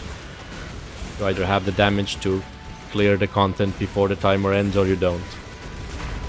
In that sense, I really appreciate how GGG has turned away from that mechanic over the last few years. Like there was a timer in Scourge technically, but I think it wasn't as bad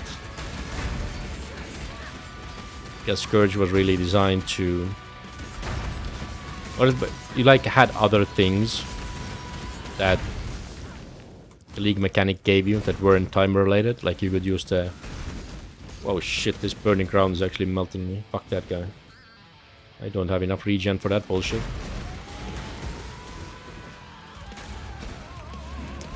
Oh yeah. In Scourge we had the Krangle device. Used to corrupt items to get something cool. We had the Scourge maps, which were really fun. Sure, there were timers involved, but you could play around them. There were ways to certain Scourge maps that didn't even have timers at all.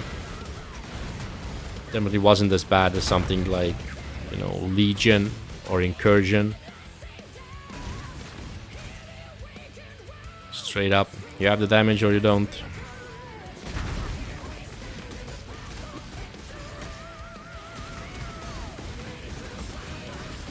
Yeah. Our damage is feeling rough. Ichimonji is not exactly a damage weapon. He's very fast.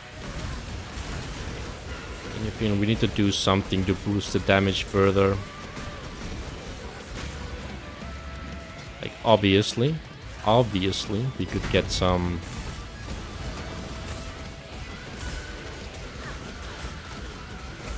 extra mods somewhere on our gear. Skill tree. Probably gonna go into that Overwhelm. I think that's one thing that is holding back our damage a little bit. I think we should maybe spec into a little bit of poison. Get a little bit of bleed thanks to vulnerability. But I think poison is gonna be a little bit more effective because we're hitting a lot. We're gonna stack multiple stacks of poison, while bleed is, you know, limited to 1 stack. It's arguably not much reason to ever get 100% bleed When I'm ready. on a build with a weapon like this. So much stack speed, unless you go Crimson Dance.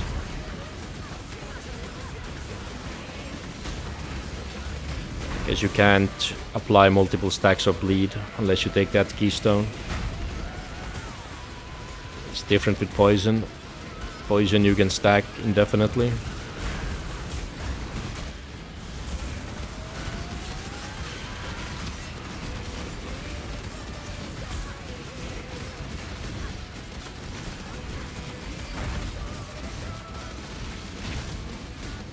I need more mana. Just gonna kill these guys because I wanna kill them for XP.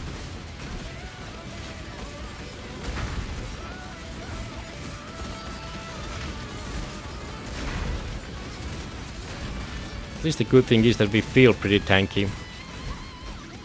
Get a lot of defensive layers. Oh god, it's another crystal dude. That is very annoying. Just gonna try to get rid of him.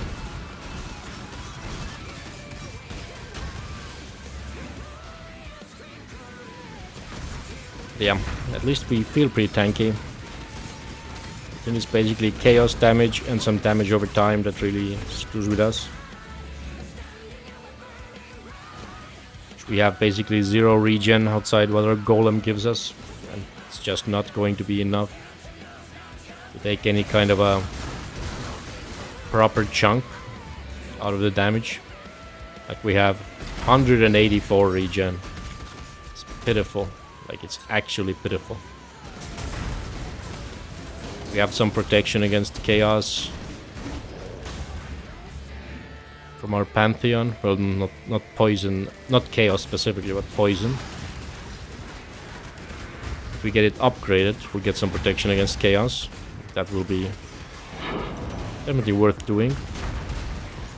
I do believe it's a pretty high tier map we have to clear for that Pantheon upgrade. So I'm not sure when is a good time to do that. Okay, we got our skill point. We could go into a little poison chance. We'd get 25% poison chance here. And then go... Yeah, this would also give us chaos res. Give us a bunch more poison damage.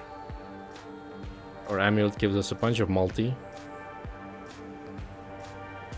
The 25% poison chance with us doing 5 attacks per second. Poison lasts on average 2 seconds.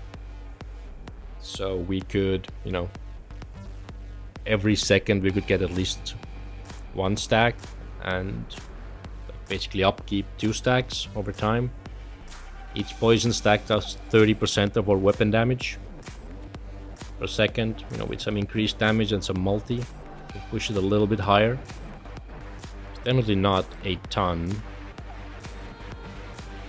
Doesn't even right now, it doesn't even show us because we have no poison chance. But we could take this.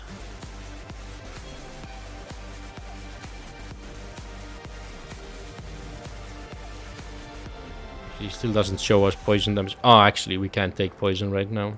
Right, I forgot. Because we have brutality. Brutality makes it so you can't do chaos damage. So that's probably not an option. Don't think we have a better gem that we'll put in there. Maybe, but I'm not sure.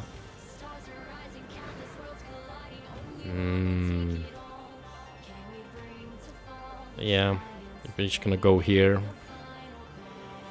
A bit more physical damage.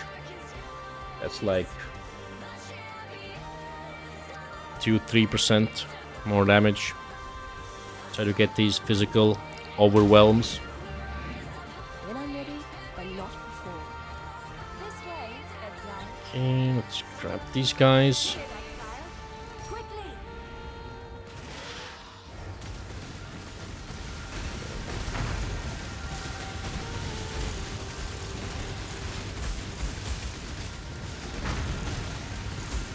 These guys are gonna kinda annoying in the sense that they're gonna definitely overwhelm our ghost shrouds very easily. But luckily we do have the ES on suppress. And ultimately we have a lot of evasion.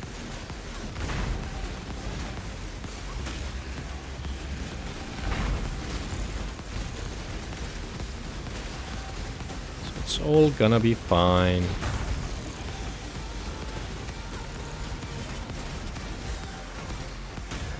Just takes a while.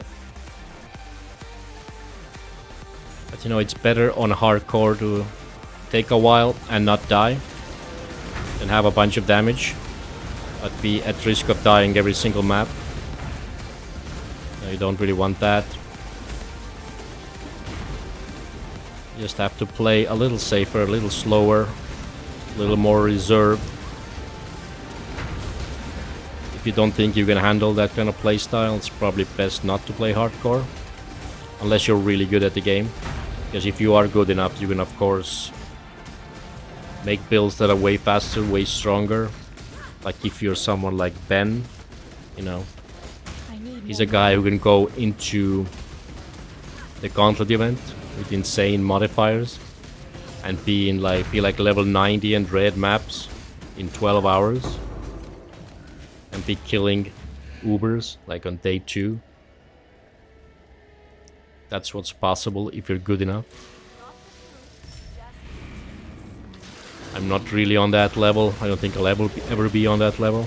So I haven't really aimed to be at that level. Like it may sound arrogant to say like, you know, that I could do what Ben does if I just put my mind to it. But I do think it's a lot about practice, and saying that Ben is some kind of a super talented dude who just randomly is really good at the game, I think is really selling him short. I think all the top racers and competitors in pretty much any kind of game have reached that point because they practice their asses off. So they put in all that effort. No one just wakes up and is just randomly good at something. Like Ben and Nick said, how they practiced for weeks, you know, figuring out the seismic trap builds for the Gauntlet. You know, and just really spent weeks and weeks like leveling 1,000 characters from 0 to maps to Ubers, just making sure they figured out every step of the process.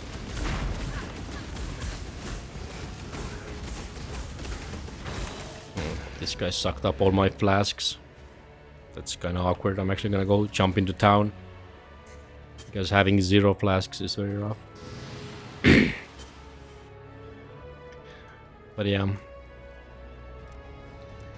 it's definitely possible to get very good at this game if you put in the hours. But you can't really expect to play casually a few hours a day and expect to be anywhere near as good as the top racers. That's just not gonna happen. But if you do put in the effort, I think pretty much anyone can become very good. This guy is Cancer. It's this burning ground. Look how much damage that shit does to me. Keeps killing my golem as well. I don't know how I'm supposed to kill him. Like, yeah, because we can't stay off the ground. Like, our melee range is so fucking short. We can't hit him outside of his burning ground range. In order to fight him, we have to be sitting on his character model. That is very frustrating, I'm not gonna lie. That's why we also can't really do Sanctum. We just don't have any range to avoid abilities when we have to sit literally on the face of the enemy. And we also can't see what they're doing because we have so much visual noise around our character. We have this bubble, we have the AoE explosion, the chain hook, we have our golem, we have all this stuff that's going to annoy us.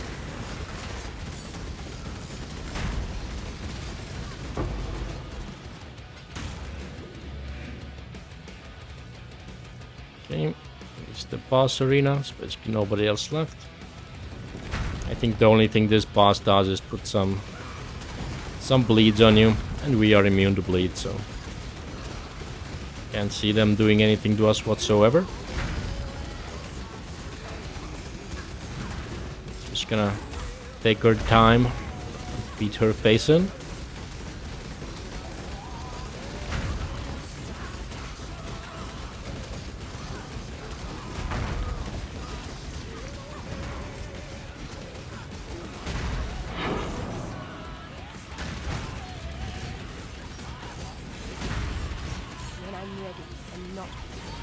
Slowly kill these dudes.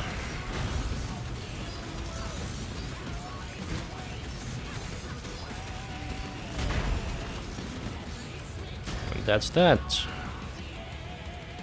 T9 done.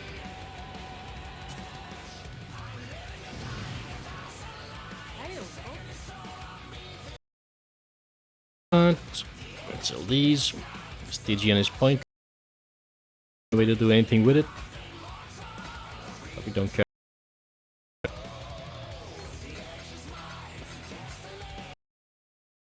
Got ourselves a breach ring. You might ask why. In 60 breach rings for a grasping mail. They can roll as well as they are a triple defense.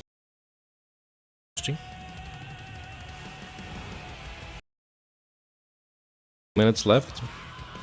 Feel like doing maybe expedition logbooks. Knight of the Sun. 9 extra chests. Suffix. Like I'm basically never doing ROG or because the ROG one I don't really want to fight. And yeah. And usually 2-gen is and tanning ones can give you currency books and vendor refreshes and everything. So usually I go Danig or Dujan. Then I'll read something maybe a little bit better. I have a few we can throw. Oh god. I want more chests. Whatever. Doesn't want to roll higher. Roll, it's fine. I could just alk this one. But I really don't want to. Don't really want to make it.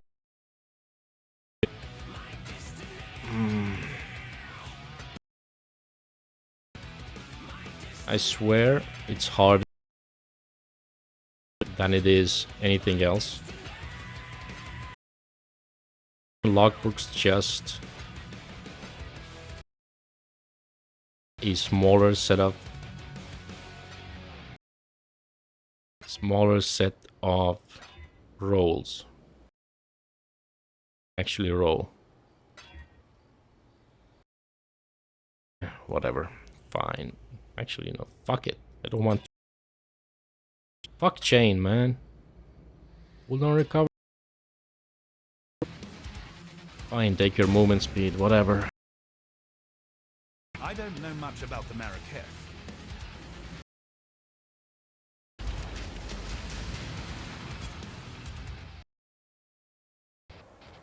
What have we got? No boss, no nothing. Okay, so we just chill. This is terrible. We don't want them to avoid our damage. That's what are the nearby remnants we have to path. That's pretty horrible. Petrification on hit. I don't know why we would ever want. Okay, can shock and gives us essence. Don't know why we wouldn't want an essence. Let's shebang. Actually, kind of want the.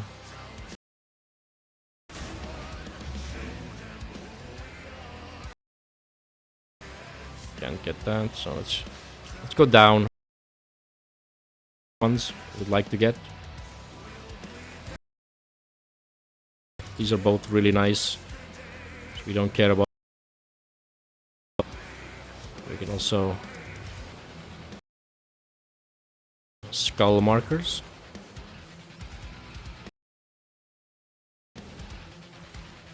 Grab these. Like maybe go here. On this way.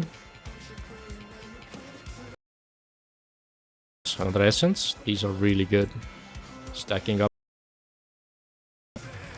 Don't care about that. Don't really care about that. Another shock. Immune to shock. Then take some. Wanna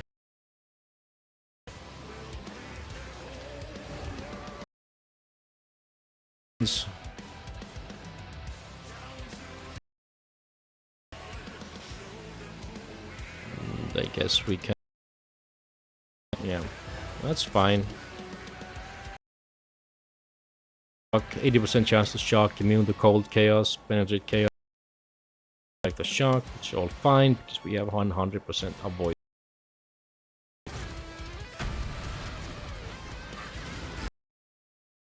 Be pretty easy. Such a low level.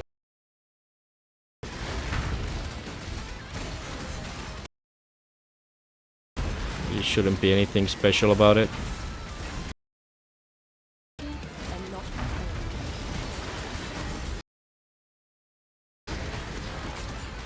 Still. I get too cocky on hardcore. Even low tier maps can become dangerous. Rares whose mods interact in some. We are pretty vulnerable to damage over time. Around that, our health just goes down like a rock. Once our golem is down, we can do nothing but die like an idiot. Just have no regen at all. Something that we're trying to fix, but it's not. Just don't have much choice but to. Regen nodes on the tree. Gear. We're kind of limited in that way. I need more mana. Instead of regen. Since we are kind of scuffed. We don't have the mana that you know. Like we could put it on arrogance and maybe reserve. The real issue is we have no more sockets left. Kind of screwed in that regard no matter what.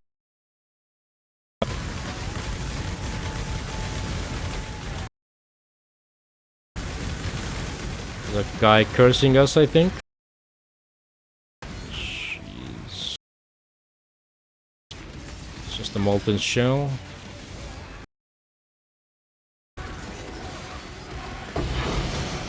Oh. Goblin.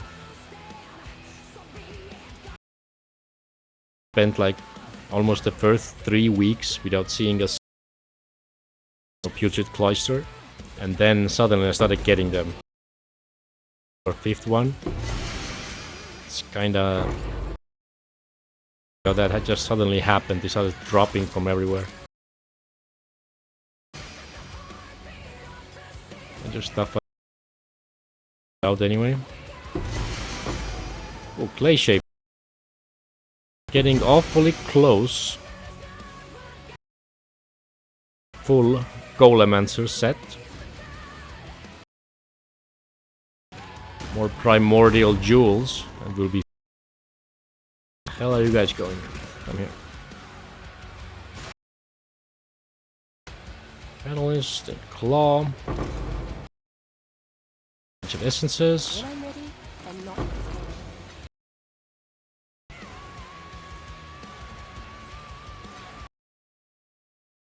Couple of burial medallions as well.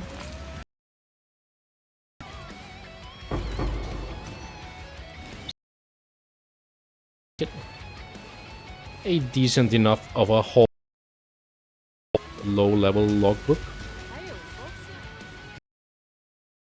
Let's see what's all the stuff we. % increased armor when we have a 36% fracture. This is whatever. This is whatever. It's corrupted. Useless fracture, useless corruption. It's not a fire, but corrupted makes it worthless. I don't think I have this one. Ilfeban's 10 shock round when hit. Curse enemies which you hit with a random X, ignoring curse. Oh, that's interesting. Got a bit of ES on it. No life.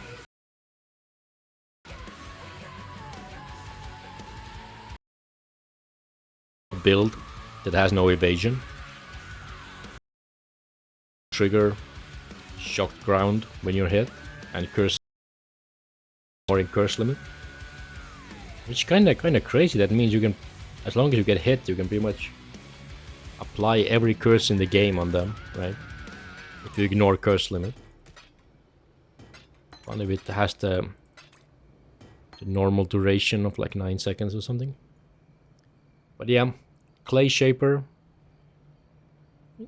So it's a pretty decent roll. Not amazing. Not the worst. But yeah, you don't really wield it to really do damage yourself.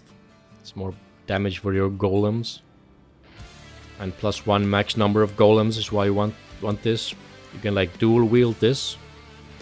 Then use, you know, Primordial Chain. You get +3 more. You get 1 more from the skill tree. An Elementalist gets more from her Ascendancy. Then you can use Primordial Jewels to get even more. Hero. But yeah, then he can sell these lovely stuff with his currency. You can also buy specific currency each reroll at a discount. It's really nice. I can scrounge up a few more options. I usually like to buy these Black Site artifacts. I don't care about the other ones too much. I can scrounge up a few more options. I can scrounge up a few more options. He can also sell logbooks, so it's always Been an honor. worthwhile. Check out what he has to offer. But yeah, And not before. I think we are gonna call it a day. We made level 83. I think we started 79, was it? So 4 levels and some change. It's not too bad. Because yeah, we switched to a weapon that's just doing less damage, but it's so much faster, it feels good. It also has a lot of other nice effects. I always kind of wanted to do a build that used Ichimonji in some way. So yeah, not an amazing build, but we feel pretty tanky. You know, we have 4,000 life, 300 ES, we have Ghost Shrouds, we have ES on Suppress, we have 1,000 point physical shield, we have 24, 27 block, we have a Bone Offering. Once we do our lab, we're gonna get a bunch of flat block from this as well, because it's going to apply to us at half value. So we'll be getting like 40 of both block. So, and we are very close to Glancing Blows, so we could technically take Glancing Blows. That would not be, you know, out of place if we want to go there. Might keep regular block, but we'll see. We'll think about that later, tomorrow. Yeah, right now we are going into some more damage. We want to overwhelm because we are using a weaker weapon that does less damage on hit. Enemy armor is having a bigger effect, so we want to get more overwhelm. Like crush enemies for 4 seconds when you hit them while they're full life is, it's gonna be really useful in clearing trash mobs, right? But the 4 seconds is not gonna be, you know, enough against anything else. But if we jump into a fresh pack, we crush everyone, does a bunch of bonus damage, clear the trash immediately. But the rare and unique monsters are not gonna really care. But it's still 40% increased physical damage here, so we wanna take this entire wheel thingy. And maybe we then take like... We have a Dread banner, right? Yeah. So maybe we take the Impale, because we're a little bit under 100. That's an option. But yeah. Hope you guys had fun watching. I wish you a happy new year. I'm not quite there myself, still stuck in 2022. But if you are going to celebrate, I hope you have a good time. Maybe not shoot that many rockets. You don't want to scare our nice dogs that people have. All those explosions do scare them. So maybe just do some light celebrating. And yeah, I'll see you next time. Bye.